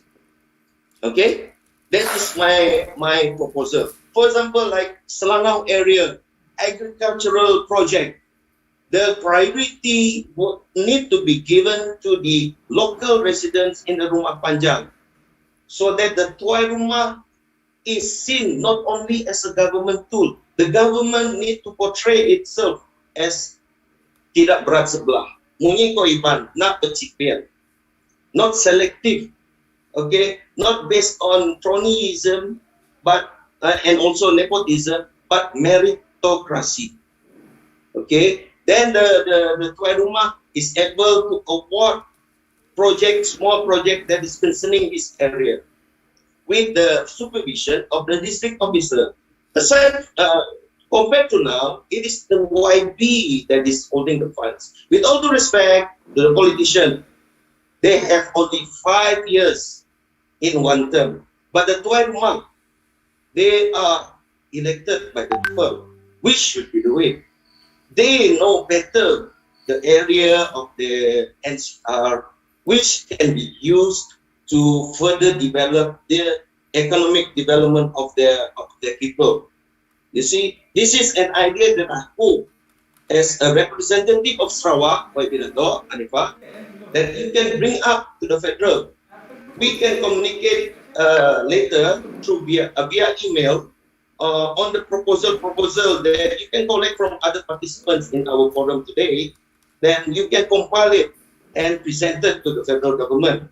And then there'll be we hope that there will be a deadline that you can give us on how to go about this. If not, our Zoom meeting will come to naught, meaning to say it's like any other ordinary Zoom meeting. The purpose of today, I hope, is to bring up our voices, okay, as you, with you as our forefront, to bring the voice of Sabah and Sarawak as an equal partner. That should be the way, the equal partner for the Federation of Malaysia. Because right now, due to what people see, the incapability, the inability of the current government at the moment, there are so many West Malaysian NGO coming in. For example, there's a Semboyan. We are at a very sensitive stage at this moment, where the truth to tell, this is the voices of the grassroots. We are sensitive to any Malayan, West Malaysian organization that could harp on the issue of religion. As Dr. Madeline Berma said, Malaya-based policy. So we don't want that to infiltrate into Sarawak. We are scared, but we realize that the state government is aware of this, and we need, not only is justice need to be done, but justice need to be seen to be done, in my opinion. Without taking much more time, I hope this brief cerita boleh masuk kepala lah. ODP Dato. Okay, Profesor. Okay, thank you for the time. Yeah. Thank you, Cik B, for the long question. Prof, do you like to respond to it? Or is already self-explanation? No, thank you very much, Dr. Norizan. Actually, I've always I kind of agree with what Bill have said, but I would like to hear Prof Jayo today. It would be Prof. interesting. Yeah, Who are you, Prof Jayo? because he thinks what has he got to say? Yeah, Prof Jayo. The solution to poverty and inequality in Sarawak. Okay, there you are. Okay. Terima kasih. Thank you, Jayo. Yang berhormat Dato Mm. Hanifah, yang berbahagia Profesor Madeline. Saya tidak bercadang untuk menjadi penceramah ketiga lah. Penceramah ketiga. Cuma ada beberapa pandangan saja. Jadi ini pun bukan cadangan. Ini cuma pandangan. Pandangan dan juga observation saya. Saya tidak membuat cadangan. Yang pertama, sebagaimana yang saya sebutkan tadi, kita bercakap tentang masalah yang sama. 50 tahun sudah pun kita masih bercakap benda yang sama. Jadi mesti ada. Jadi kita kena pasti di mana masalah itu tadi. Ya. So bagi saya, masalah itu terletak pada rakyat lah. Ya. Kita sudah salah pilih orang untuk mewakili kita. Ya. Misalnya kalau kita pilih YBhg MP itu tadi untuk jadi menteri, jadi mereka tidak dapat membawa hasrat kita kepada kerajaan pusat. So jadi mereka masih tertanya-tanya apa perlu saya bawa, apa perlu saya buat. Kebanyakan pemimpin-pemimpin kita yang kita hantar ke federal itu tadi merupakan pemimpin recycle. Orang yang sudah dibuktikan tak berkesan, hantar balik pula. Ralatnya ataupun exceptionnya Datuk Hanifah lah, kerana dia orang baru. Jadi kita mencuba orang baru untuk bagaimana membawa hasrat dan keinginan kita sebagai orang Sarawak dalam Malaysia tadi. Tapi banyak menteri-menteri lain pun Sarawak saya melihat recycle. Dan sebelum itu pun tak ada sesuatu yang amat terkesan daripada kehadiran mereka di dalam kabinet persekutuan dahulu. Jadi masih juga kita hantar orang yang sama juga. Saya itu satu masalah lah. Orang yang kita hantar ke federal sepatutnya bertegas menuntut hak yang sudah dipersetujui dalam MA 63. Kita tak perlu menuntut lagi. Benda tu sudah dipersetujui oleh Tunku Abdul Rahman, oleh Tu juga, oleh Tun Fuad dan beberapa pemimpin. Sudah maktub dalam perlembagaan. Jadi tak ada benda yang perlu dipulangkan. Tak ada benda yang perlu dituntut, cuma perlu dilaksanakan saja. So, jadi saya rasa itu yang paling mudah sekarang ni, kita nak menuntut lah. Bila orang nak bagi kita 20%, maka kita kata kita berjaya. Berjaya apa benda? Semua benda tu sudah tertulis dalam Malaysian Agreement 63, tapi banyak yang baca MA Sarawak yang tidak caring, yang tidak adil kepada semua. Jadi tak perlu kita marah GPS, kita tak perlu marah PRS, kita tak perlu marah PBB kerana itulah orang yang kita pilih. Jadi kita perlu salahkan kita sendiri. PRU akan datang. Buatlah yang terbaik. Buatlah pilihan yang betul. Pilihlah pemimpin yang peka, prihatin. Kerana kita bukan nak menjatuhkan orang dalam pilihan raya akan datang. Kita memilih set pemimpin yang baru. Jadi soal saya tak mahu orang itu, saya nak jatuhkan itu tak timbul. Kerana kita mulai pertengahan Jun, kita sudah tidak ada wakil yang sah yang dipilih oleh rakyat tadi. So, jadi rakyat patut 50 tahun takkan tidak sedar peranan kita, keperluan kita untuk memilih orang yang prihatin kepada kita, orang yang boleh mewakili kita, orang yang peka kepada keadaan kita, bukan memilih orang yang sesuka hati saya. So, jadi kalau benda tak betul dijalankan oleh pemerintah, saya tak marah PBB, saya tak marah GPS, saya marah saya sendiri. Saya yang buat silap. Jadi kalau saya tak buat silap, benda itu akan berjalan. Iban tidak akan dipinggirkan. Orang pendalaman akan diambil kira di dalam pembangunan holistik. So, jadi saya rasa itu saja. Bukan, ialah kita boleh berceramah, pemimpin kita boleh mengadakan forum, turun padang lah, nak mencari idea. Bagi saya, kalau pemimpin-pemimpin masih mencari idea, tak perlu jadi pemimpin. Dia tidak ada lengkap, tidak ada kelayakan untuk jadi pemimpin. Pemimpin sudah dah ada idea yang nak laksanakan. Bukan terpilih jadi MP, jadi concern negeri, jadi menteri, baru nak mencari idea, baru nak mengadakan forum, nak berjumpa dengan orang itu, nak berjumpa dengan orang ini. No, itu salah. Kita pilih orang yang sudah ada kelayakan, yang boleh memimpin, yang ada idea untuk dibawa ke meja membuat keputusan. Bukan memilih budak-budak mentah.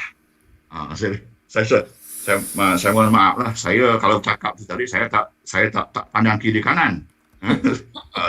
Itu saya. Jadi tapi niat tu tidak ada niat yang buruk terhadap sesiapa lah. Jadi itulah saya, itulah Jayum Jawan. Terima kasih. Terima kasih Profesor. Saya tahu Prof ada niat baik. Profesor Madeline nak respond to Profesor Jayum kita? Thank you very much, Prof Jayum. We are always in the same circle. Begitulah juga dia, begitulah juga saya. Saya female version, cuma lembut sikit aja daripada Jayum. Sebab dia ni banyak latar belakang rumah panjang. Tapi whatever it is, like Jayum said, kita jangan salah tafsir ya. Bila ada di kalangan kita yang mengkritik tetapi mengkritik secara konstruktif ya dalam bahasa Inggeris, there is such a thing called constructive criticism. Bukan murah untuk dapat seorang profesor seperti Prof Jayum untuk memberi pandangan ya. Kalau kadang-kadang orang tersalah fikir ya, mengatakan bahawa ahli akademik ini tak ada kerja lain aja, hanya nak mengkritik ya. So I do hope that kita mempunyai pendekatan yang agak berbeza. Kalau dirasakan ada benda tu bermanfaat, berfaedah, ambil. Dan kalau rasanya 90% of what we said is useless, then just put it aside, you know. But the most important thing is that kita membina ilmu kita. Kita membina data tu, orang kata, Madeline, this data has been there for so long. Yes, for 32 years I've been doing it. And it's always updating, rebuilding. In fact, some of them minta data tu dengan saya. Sebenarnya, I only did it last night, Google. But because I have access to DOSM, Department of Statistics, so that's why I wanted to share it today. Because I have left the universities, I have not done any more research, but because I see the importance today, itu yang saya berkongsi dengan hari ini. So kita kena belajar in the new era ni, in the new environment ya. Memang kadang-kadang criticism itu dianggap pedih ya. Tetapi if Jayum doesn't do constructive criticism, then it's not Jayum. And me, for example, if I do not give my critical comments on things, because we love our state. Dato, Anafia, you know that very well. It's not that just like you know, you have your way. We are academics. It is our responsibility. So kalau ada orang yang, because I do know of some people like Jayum was saying lah, some people may not find that palatable to their ears. But take it on the surface value. And I said tadi, data tadi, ramai yang melenting dengan saya, YB, WhatsApp saya. Dia kata, how can you say things like this? But I did not answer because to me, I said, you could have used it the other way around, not to show a sign of your weakness, but rather to use it. You know, I need more allocation. YB, Anafia lah, Anifah. Sorry.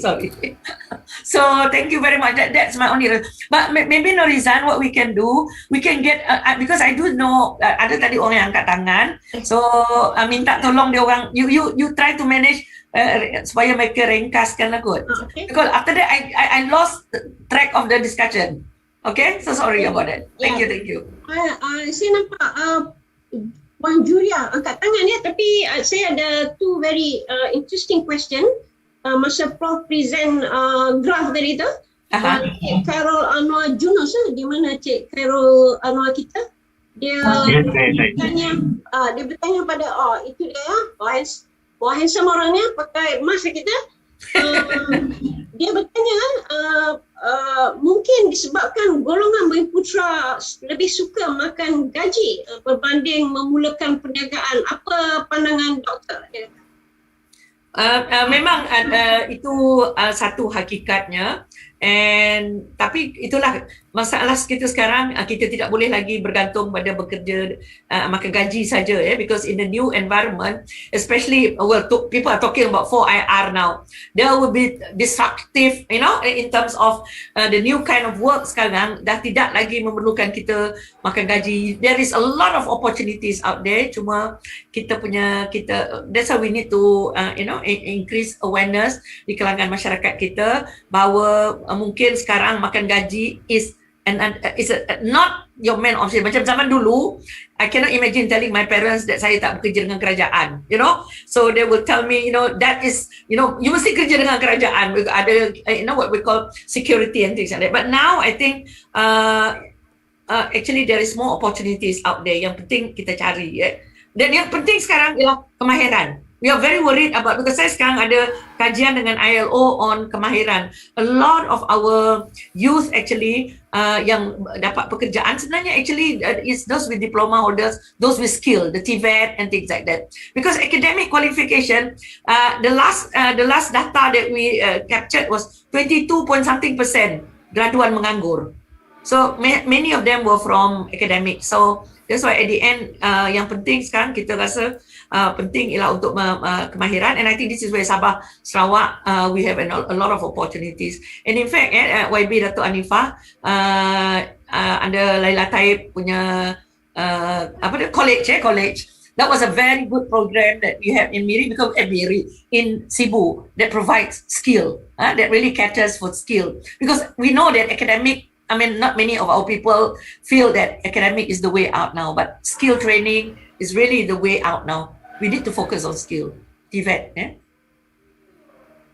Yes. Another question from William Liam. Saya tak tahu mana satu tu. Yeah. To William. Yes, William. Okay, it's a very interesting question with the evolution of power from central government to the state. Can we accelerate the development and increase the employment rate in Borneo states? Itu soalan dia, Prof. Okay.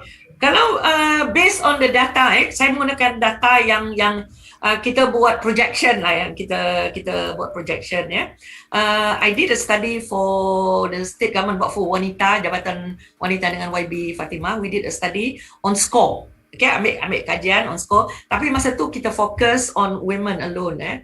We do have a problem. Okay, but we did not take into account, William. You're talking about devolution and things like that. Sarawak is very rich, as I told you. We have a lot of resources. But our problem is we still have this. Tadi yang Dato Hanifah kata tadi, kadang-kadang attitude juga Many of us still nak kerja tapi rumah panjangnya. They still, together. They still want to go together. If you look at, that's why our people, those who are more daring, they will go to Johor. They go to Johor. Now, in Sarawak, actually, there's a lot of opportunities. Whether macam score aja, you cannot imagine the employment projection. But at the end of the day, satu, there was still a bit of a skill mismatch, and the other one is that orang kita, because in our research we interview students from the universities. Okay, given the situation right now, soalan masa tu, that was 3 years ago, we asked them, would you want to work in SCORE? Majority si mau. They would prefer to, if they're from Kuching, they prefer to work in Kuching. If they are from Bintulu, they maybe don't mind going to SCORE. But that is not something that. But William, having said that, maybe that was a period of the good times. But maybe in the future, when because of lack of opportunities, maybe the state definitely can create and will and I've seen a lot of work now with digital economy and things like that. There's a lot of effort being made, but I cannot answer the part on devolution of power and things like that. So because to me, we should prepare our people for the world, not prepare our people for just Sarawak alone. Our people should be good enough. In fact, if you look at the state government punya objective in terms of human development, they want to prepare this how we go for English, we go for all those skills that we have. So we are not worried so much about other things. Yang penting our people are ready. So it doesn't matter who they are. So they can work in Sarawak. So it's about opening choices. Yeah, William? Yeah. Yes. Sorry. Yeah. With that question, probably like YB Dato to explain to us, because there's some technical part in jurisdiction of power, whether some part of federal have more power while the state is like reducing it. But this thing I just see whether federal can allocate more of the power to Sarawak, so that Sarawak, like Professor Madeline said, can go beyond Sarawak and prepare our people to global stage. Because there's a few, because Sarawak have like their own labor act, if I'm not mistaken, and West Malaysia they have different labor act. So probably like that's why I don't know. I was just saying whether with this kind of devolution of power we can go beyond the what is stated in the constitution or not. I think that's. Basically, when it comes to the federal government, the few main things that they hold absolute power is education, defense, and health. These three main things, it would have to be the federal government that initiates any sort of improvement, expansion, as well as decision makings. Okay. The other things, it is also having, let's say, for example, education. Yeah, Sarawak made an initiative saying that we are very different and we want to make sure that we prepare our people because we are different. Okay, so that's why our state government has decided that English is something that they want to instill into it, and a lot more. Okay, I do not have the details about it because was not exposed to the understanding of what Sarawak government wants to implement in terms of education. But and then when it comes to defense, it includes the police, the military, in a lot of other things. So that one, the instruction is directly from the federal government. Whereas the rest, it has in the circumstances where it is either the state takes initiative to decide what they want to do on certain matters and then given the authority through the funding, or there are certain policies that they say, okay, you have to follow through this and then you can make your own decisions. Okay. The main of the bulk thing when it comes to the MA 63 lies in the details. Okay. Yes, there's supposed to be a certain amount that is supposed to be given on a consistent basis. There are a lot of other things that Sarawak says, as per the agreement, we should fulfill. There are a lot of things that also has to do with in relations to the federal constitution. Okay, let's say we say, okay, certain things have to change as promised and it should reflect in terms of the Malaysian agreement, but it has to be done in such a way that they have to look at it in the legal terms. I'm sorry, I'm not an expert either in terms of the legal terms, but they are looking at it in terms of how it is applicable and fair to not only Sabah and Sarawak, but how it will also be fair to the other states. This is federal constitution, okay? Not denying MA 63 rights, but if they change certain things that is part of the MA 63 punya rights to reflect to what it's promised, does that interfere with the other states? So they have a lot of technicalities that I am still trying to learn. I'm still trying to understand. I am asking questions in terms of a layman's point of view, and I will give examples. How would it affect the people? Earlier on, Encik Bill juga mentioned in regards to the rights of the stateless people in Sarawak. I'm as upset as you. Probably you are more upset because you speak to them on a frequent basis and you know the circumstances. It is not easy. Okay, we've got to change the mindset of the people, because sometimes when people are not exposed, they don't understand the circumstances of our people, where, you know, they say, oh, they should have gone to the administration office to register their children. And I have to tell them, do you know how difficult it is for them from the rural area? They have to pay like 300 ringgit just to use the boat in order to come into town and register their family. Then you want certificate to say, or a doctor's certificate to say that this child was born on a certain time, certain date. I said, there's no hospital there. You know, so I'm also very frustrating. I'm trying as gently as possible, but trying to be firm and says, this is important. There are times where you have to make sure that the people goes down to rural areas to make those registrations. But it is not my decision to make. It is the others who are also in charge. I'm still pushing because it's very important. You know, I'm trying to tell them, if they don't do this, then they're going to be very confused about who is the stateless people who are actual Malaysians and the foreign workers that come in to claim to be Malaysians. Okay, I must say, it's not easy dealing with people who are used to doing their own job, and then you tell them they have to think of a different way. Okay, but it is a slow process. There's a lot of red tapes. Even I have to deal with red tapes, and I'm frustrated because I'm not from a political background. Why are so many red tapes? Why so many procedures?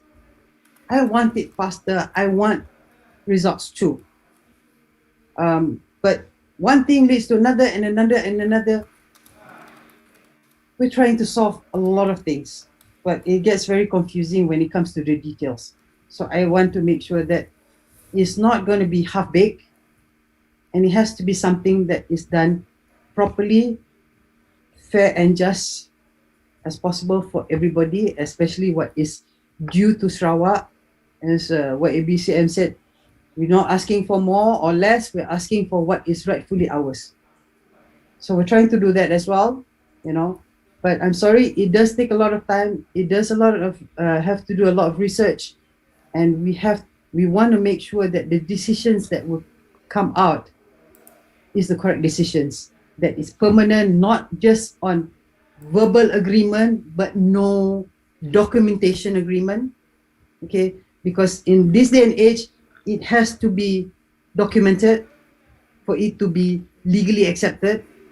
And we want to make sure that it is, you know, a decision that is going to do more good for people instead of have any sort of things that causes miserable for people. So it's very, very confusing. I'm like,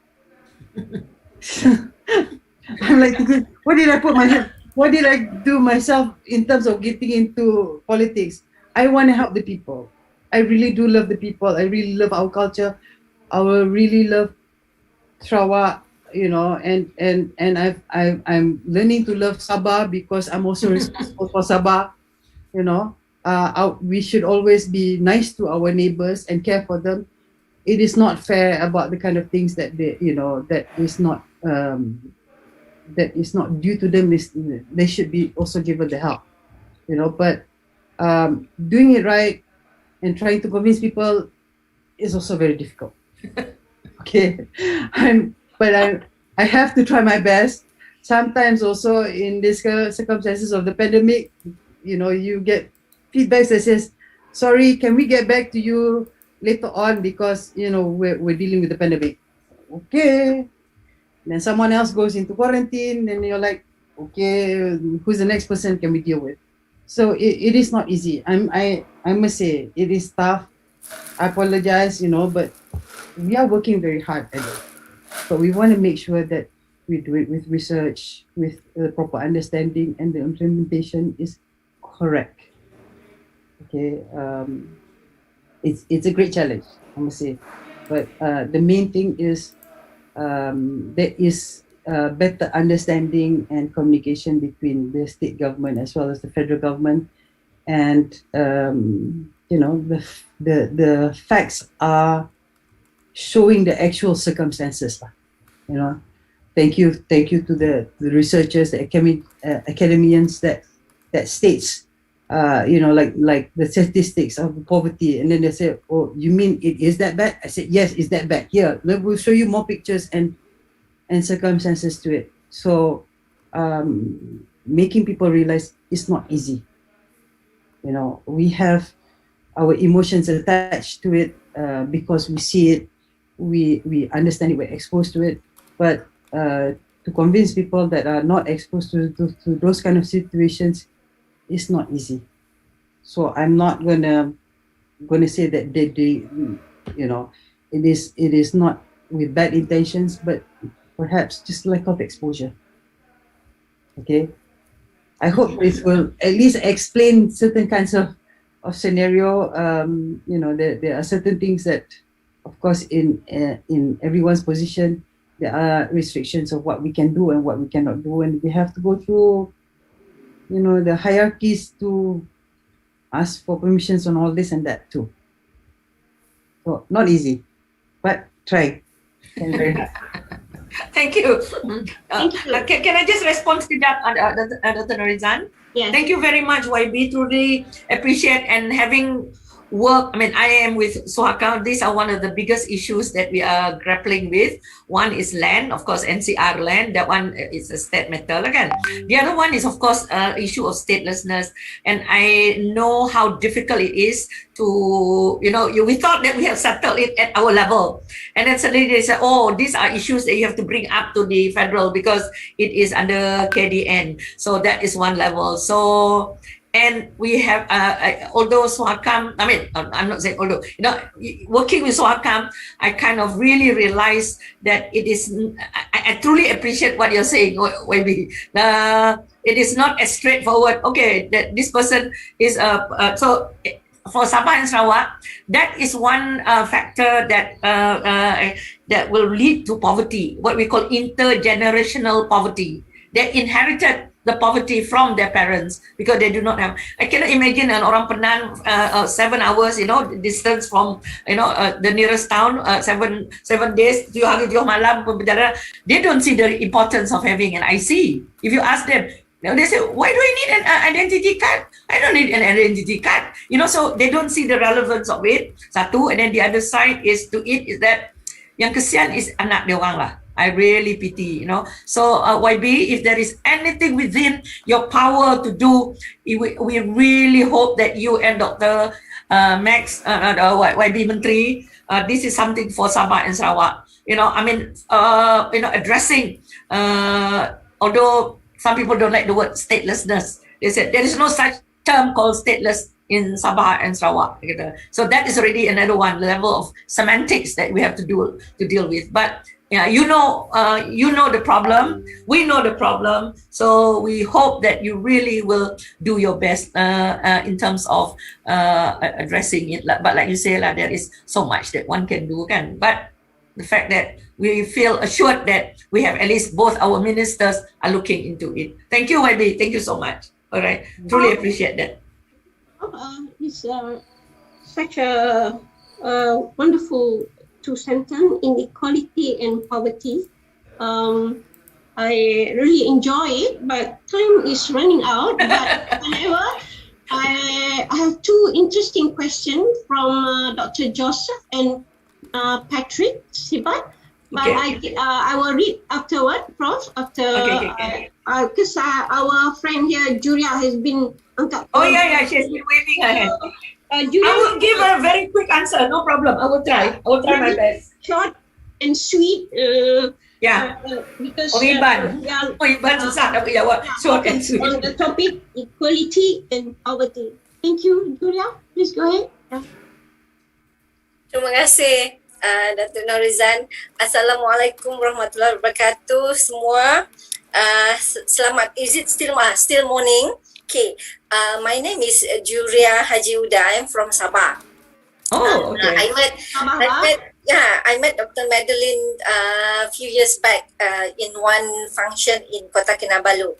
Then I did ask about. I like her introductions on poverty, inequality, and then I pointed out to her about the suburban problem. I don't know whether Dr. Madeline still remember or not. I remember your name. Julia. Doc, now I'm no longer working for the ADUN, but okay.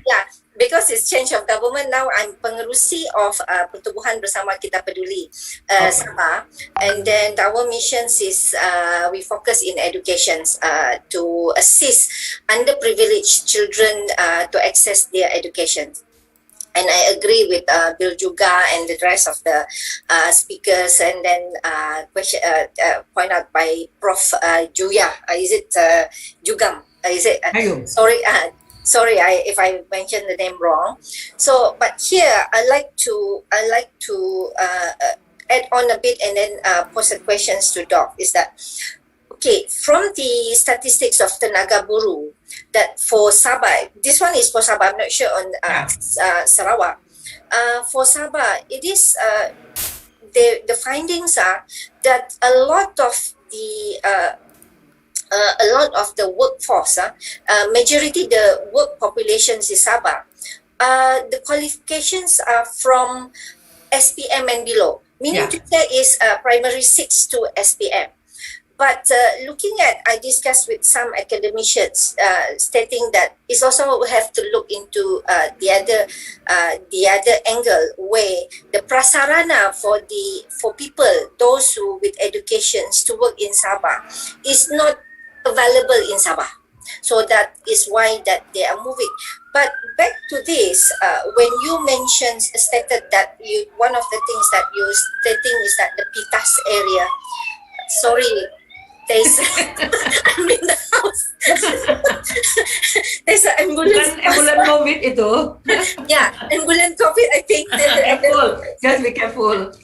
So, you mentioned about the case in Pitas. So I met recently few Pitas folks that they also complain that the livelihood is is so different. Those with the know-how and those with only the asset. What I heard from the local is that those people. This one I take example of the ikan bilis. Those who to cultivate the ikan bilis and then sell directly. That's the one that making money. But the workers are these kids. Either darjah 6 or Form 5, PT 3, kelulusan, they are working at these farms. And then definitely the salary benchmark is lower because they are not, they are labor intensive kind of industry in these areas, in the rural area. So my question is that how we want to bring this salary to be up, since the industry in that area is labor intensive. And then again, another thing is that the attitude. I mean, students are study for degree, for diploma for 4-5 years, and then suddenly wants to do the laborer's job. Bagi makan ikan, cangkul or whatever, bagi baja, sembur racun. So this kind of things that I want to pose the questions to Doc. Is there any plan of actions for this industry, this ownership of locals that on small farm ikan bilis? The ikan bilis price is fantastic when you sell. Tapi yang kerja dia yang buat jemur, di tengah panas, is only budak-budak yang jaga. So the same thing juga yang kerja yang locals, where locals for Sabah maximum the land size per native is a maximum they can apply is 15 acres. Okay. Now, if I'm a farmer, if I am plantations, what 15 acres can produce? Then if the family got anak of like 5, 6, so the next generations, this 15 acre is become smaller. So this issue is, I think that we as NGOs, concessive NGOs and academicians and the government also need to look into what are the plan of actions. Now, like Prof saying, Prof juga saying is that the statistics is there for ages, but we need plan of, for me is that I wonder where is the plan of actions. That is my question. Very lengthy explanation. Saya jawab begini je, Juria. Saya jawab begini aja. Probably what you can do is you check with the state government, because kalau di Sarawak itu memang kami sudah ada. Sarawak is always the fastest in terms of responding. Tau orang lain belum ada digital economy, federal government masih lagi terkial-kial, kami sudah lancarkan. Kami memang very good. Cuma saya khawatir Sarawak ni bila terlalu laju juga, cuma tinggal pelan aja. Itu aja yang kita khawatir. So I do think that they do have a plan.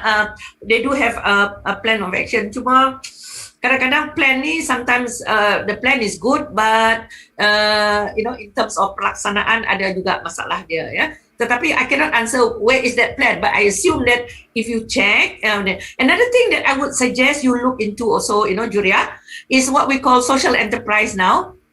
Sebab social enterprise seperti yang sedia maklum ialah dia buat untung and then gunakan 10% or berapa persen untung dia untuk bantu orang miskin. Social enterprise would be both of them working together on a business. So this is Prof Yunus punya famous the Grameen Bank punya approach. So kalau saya ada perusahaan, saya bekerja dengan pekerja tadi kan. So instead of mengaji dia bekerja, kami dua-dua bekerja sama membangunkan business itu. So now social enterprise is slowly coming up, but the big enterprises selalu jadi orang tak nak lah, rugilah dia kata.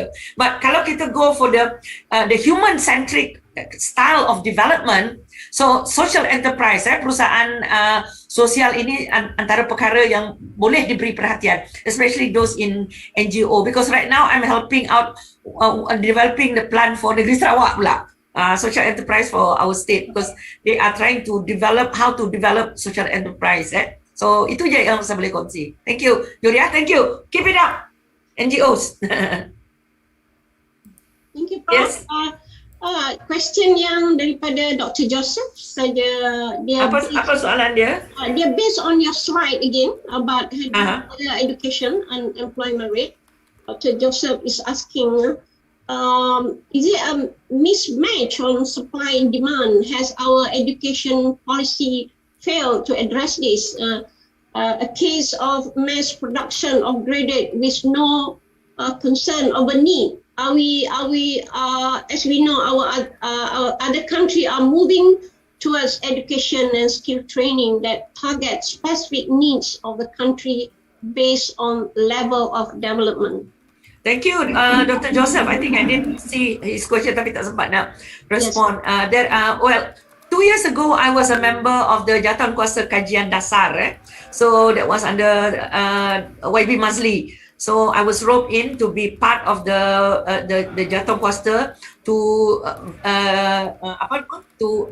evaluate and review the dasar-dasar pendidikan negara. Okay, first we have the blueprint. We are fantastic at that. We paid so much for that blueprint. I don't know how much. We could have used that money to pay the blueprint to build more sekolah daif di Sarawak. We have so many sekolah daif in Sarawak. Okay, so to answer your question, the biggest challenge we have in Malaysia is what we call the mismatch of supply and demand. This resulted from what is produced by the institutions of higher learning and what is demanded by the industry. There is a mismatch. So that I can tell you. So, and it became even more difficult because when it comes to ethnicity. So I did see there was a question about ethnicity. You know, why is it in certain ethnic groups? I'm sure in this case, based on my my data. You know?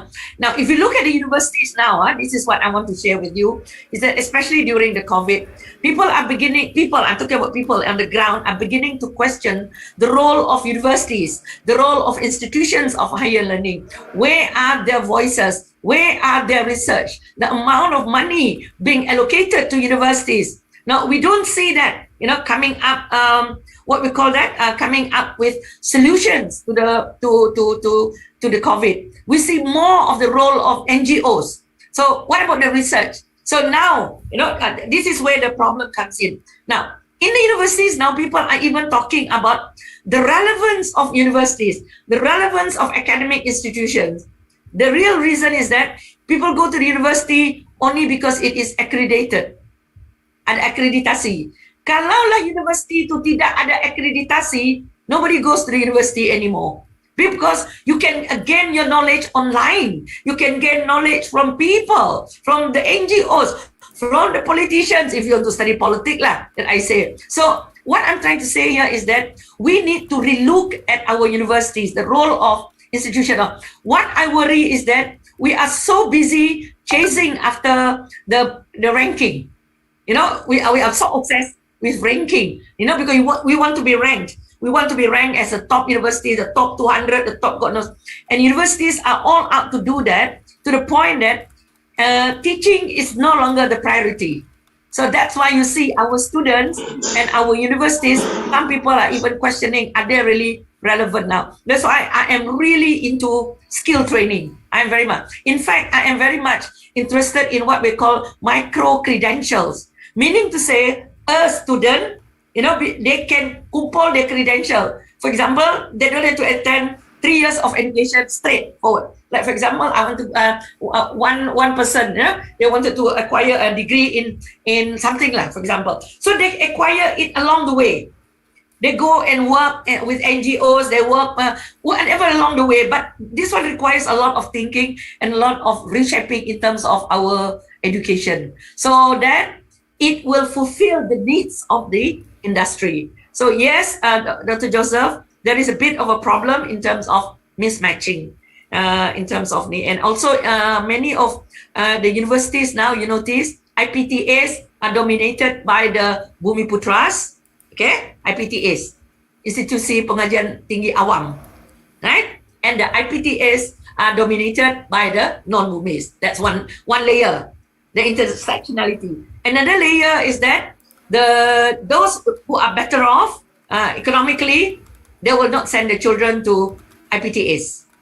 Okay, so unless they can get to medical, engineering, or law degree.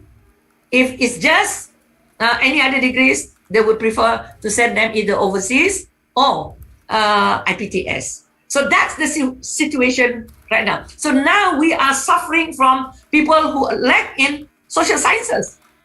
Look at social sciences is being marginalized. You don't see people reading poetry anymore. You don't see people talking about literature. We are so obsessed with technical skills. But on the other hand, we lose the other side of it. So there's a lot of rethinking needs to be done in terms of our education. So it is worrying whether we can come up with that 2 million of of decent job and decent income. It's not just ordinary jobs. We're talking here, the government is talking about how to provide decent jobs. And that's where the state of Sarawak is very much focused on digital economy, because that will enable them to have access to education, access to knowledge, access to skills, and they can become, be part of the international community, not just, working for Sarawak. You become outsourced, you can become, there is no limit when you are into what we call the digital economy. Yep. Dan habis dah ya. I ada nak minta izin Prof, ada 2 burning question. Yes. Can I have your permission? Dia ini from Patrick. I've met you before, I think. Are you an agriculturist, Patrick? Patrick Sibat, is it? Yeah, Patrick Sibat. Yeah, I think I mentioned before. Planting oil palm generate good income, and many native planters are out of poverty. Recognition of NCRL is still challenging. What needs to be done to solve NCRL once and for all? Very interesting question. I know that when we talk about Sabah, Sarawak, the issue of land will always be out there, the issue of NCR. That is I will not go into that because being a Suhakam commissioner, we receive a lot of this issue. And in fact, we are coming, I do agree with you, Patrick. That is because many of the rural communities, they managed to break out of poverty, and some even become millionaires because of oil palm. But because of land issues, this is an issue that is long standing. But Patrick, I'm sure there's so many conferences on NCR. I'm not in the best position to answer on NCR land, but I can answer that yes, if you talk about oil palm, that is really something. And in fact, not just oil palm. I have one Iban guy, nama dia Grassy. He came up with Grassy chili, and he is hiring lots of the hardcore poor, the B40. He is from Sarawak and Iban, but his name is Munir Abdullah, converted. So he was helping a lot. And what he's doing, his background is what do you call it? IT. His background is IT. So he is coming up with contract farming, but only chili. And he is really helping out. So sometimes we are too focused on the closed door. Like we Dayak, we keep on focusing on the issue of NCR. There are other issues that we can look into. I'm not saying that we should not look into NCR. Please don't get me wrong, because NCR land is a big issue, and it is like what Dato Hanifah is saying, something that is close to the Dayak heart, to the Iban, to the Orang Ulu, and people cannot understand until you are part of it. So people just thought that it is just a piece of land. It is more than just a piece of land. It is about our rights. It is about, it's just like the Malays, the Muslim. Although Dato Hanifah, you are Melanau. Sometimes people confuse you. Sometimes they say, she's Melanau. Oh, is that Malay? I said, no. You all must come to Sarawak to understand what is a Melanau. No, Don't ever call them Malay. Actually, they'll be talking about Melayu this, Melayu that, and then I'm like, keep quiet. I said, you have no opinion? I said, I'm not Malay. They cannot understand. They only know CIMB kan, China, India, Melayu, B. I thought it's Bumi Putra. Rupanya Bangladesh. I'm not Malay, so I don't have any opinion. Yeah. So what I'm trying to say tadi, balik pada cerita tu, to the Ibans, to the Dayak, not the Iban, to the Dayaks, land is their soul, is their life. So similarly, if you talk to a Malay, you cannot talk to a Malay without you take away the religion.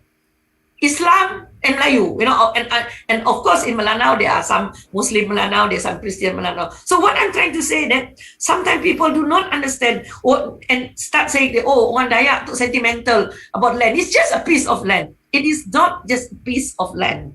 It is part of our life. So I think that one, let's not go into that. Nanti orang Iban makin sentimental buat cerita tau. Sorry. So, but what I'm trying to say, Patrick, the NCR, yes, we need to focus on that. But at the same time, find avenues where we can generate income for our community. There's so many opportunities for our the educated community, the Malay, the educated Malay, the educated Chinese. We must join hands to support and to help our community. So let's not just say ini tanggungjawab kerajaan. So I'm not that kind of person. So to me, yeah, you have your problem, but what is it that I can do? No matter how small, even if it means just sharing 30 slides of poverty and inequality. It doesn't mean anything, but if it can bring about a small change in the way we look at things, I'm okay with that. That's how I look at it, Patrick. But please, land, yes, continue with it. Palm oil, and find other areas. Like I told you, Grassy chili and Iban, but he's here, based here. And in fact, he hires Asnaf, YB Hanifah, meaning to say they are the ones who receive, from Zakat. So he's hiring people below B40. And he is only planting chili because in Malaysia, we have a very, very high demand for chili.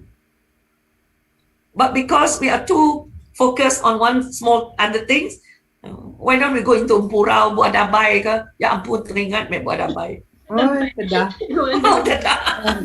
Prof, last question but not least from Ian. Saya tengok a very young man here. Where is you, Ian? Yang pakai coat tu. Yes. Yes, Ian. Profesor Dato Dr. Madeline, apa pandangan Dato mengenai mekanisme Multi-Dimensional Property Index, MPI? Index. Okay. To make sure that it is a holistic kind of poverty measurement. Yeah. In to replace the current and the conventional poverty measurement. Okay, Ian, thank you very much for this question.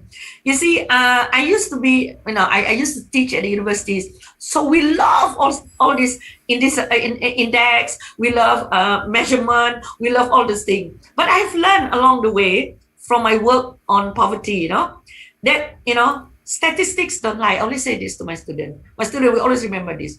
Statistics don't lie. Statisticians do. We may achieve the statistics. We came up with all sorts of indicators. We have absolute poverty, relative poverty. Now we have multi-dimensional poverty. But at the end of the day, they only use certain indicators. So this I do like when YB Hanifah was saying that, when you look, it is when you look at people, you look at their eyes, you look at the condition of their house. You don't need a poverty line to tell you that they should deserve bantuan. But if you look at our indicators, one moment, there are so many people, especially during the COVID, they do not get bantuan. You know why? Because they are M40. They were just 0.1 cent above the poverty line. So they cannot qualify because ours is so mechanical. So that's why we said people like us, people like me, but because I have a loud voice, so I keep on telling that and then jolo all these people. You see, don't just focus on poverty line. One moment is absolute poverty, so we have that line. Then we have the relative poverty. We put a little bit of extra indicators. Then we have multi-dimensional. But do you know that multi-dimensional don't even take into account whether you have access to internet or not? Whereas now, poverty to me, you need to include one indicator, and that is access to internet. Just look at what happened during the COVID, because it is not included. So people always argue, rumah tu ada they have Astro, without realizing that in Sabah and Sarawak, sometimes we need Astro because that is the only thing that we have access to. So indicators are good. I'm okay with that. Multidimensional, I'm okay with that also. Then they have weightage. So in the end, we academics spend most of our time struggling with what is the line, what is to be included, and what is not to be included. I go for it, multidimensional, yes. I think they have 5 major indicators. They have health, they have education, health, but I don't think they have included even, I would go for sustainable development goals. They didn't talk, when they talk about inequality, they jarang also talk about, they like to talk about ethnicity, about B40, M40. But what about gender? Itu Dato' Hanifah, kita dulu kan main lagi bantu YB Rohani, beria je. So we were in the same Jabatan, that's how I know her, such a lovely lady. So we sebelum aja meeting with YB Rohani, so because we said we need to look also the dynamics of gender, male and female, okay? And then on the other level, of course, in terms of accessibility to internet, to me is very, very important. And another inequality that we should look also in the age, because the young are very, now if you look at poverty, it is very much impacting the young, the youth. So that is also we should look at, which also is not included in multidimensional. And also your location, where you are located. People always say Malaysia is divided into rural and urban. I would go for 4, so that we have better planning. Yeah? 1, cities, Bandaraya, okay? Because Kuching, KL, Ipoh, Kota Kinabalu, maybe they have similar characteristics. Secondly, then you look at urban. Then the third one is rural. But we in Sabah and Sarawak, we even have another category, interior. YB? Nak 7 jam, 8 jam naik boat baru sampai. Your area lagi lah. Mengedah laut now. So sometimes that's why I truly appreciate when you all said that we need our friends from Peninsular Malaysia, also Sabah comes to Sarawak, Sarawak goes to Sabah, or Sarawak, or whichever way, so that we have a better understanding, not only in terms of just looking at data. Data are just data, but to feel, the pulse on the ground. Bila you jumpa orang Iban, orang Iban, gungang. Orang Iban kan cakap macam tu. And then you meet the Malays, and then you meet the Melanau, then you meet the orang Ulu. Don't think that the orang Ulu are gentle and ni, maka orang Ulu tidak pandai marah. And you think that we orang Iban, tengok je bil saya dengan Jayung. 3 orang, dah cukup aja menggegarkan your laptop. So, orang Semenanjung, you need to come. But then you realize that a Melanau is not a Malay. And a Malay is not a Melanau. So things like this, and then, and there's before I end, the last word I want to share is that, please come to Sarawak. Sabah, Sarawak, because one thing that we have that is, which is very, very precious, that is, unity in diversity. That is something that you all, Mlaya, our friends in Mlaya, protecting that. To remind you all that, we live in a very diverse, we need to not just, we need to not just, what we call, we need to respect each other's differences, embrace it, not only embrace, we celebrate it. So most important is not just tolerate. The word, we always like to use tolerate. Please, let's go beyond toleration. Let's embrace, and then let's celebrate. Not only embrace, bukan aja terima. That's why wisatawan kian dan samahan menari je, suka, happy je. COVID. Okay, with that I end my comments. Thank you so much. It's been like really, really a wonderful discussion. Thank you so much YB for staying on. Kita stay on. Ya ampun. Thank you. Suk nak bersama. Abang si kelakar.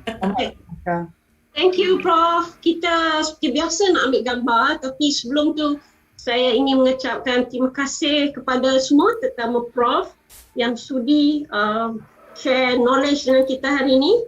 Kita pun looking forward to go to Sarawak, nak makan buah dabai, nak makan. Aduh, jangan sebut ni. I love when you say tolerate. It's not just tolerate. Make it a culture to adopt diversity, to respect diversity.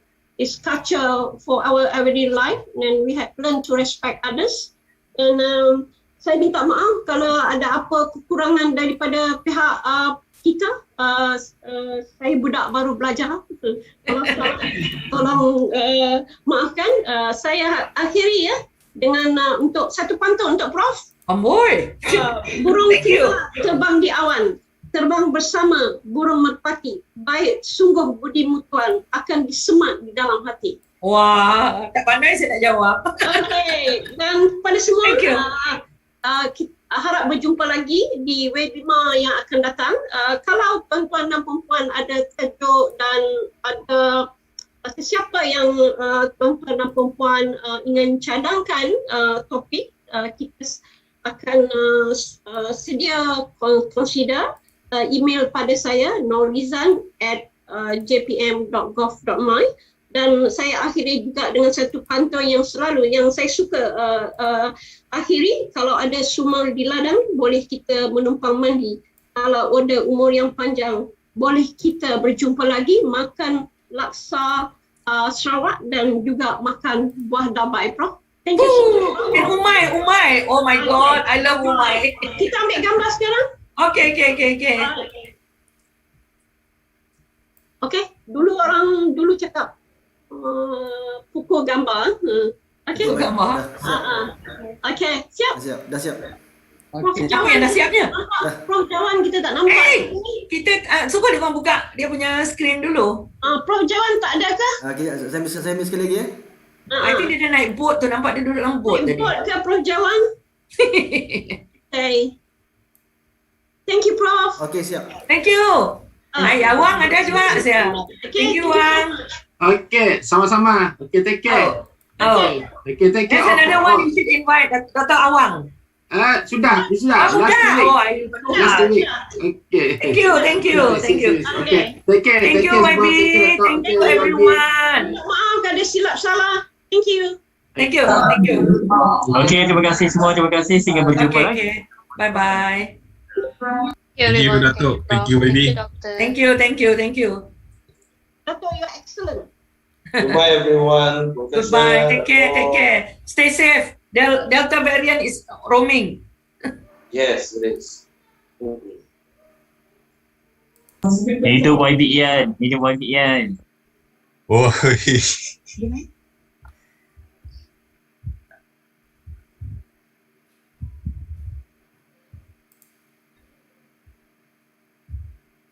Next time mahal, Yan. Next time mahal.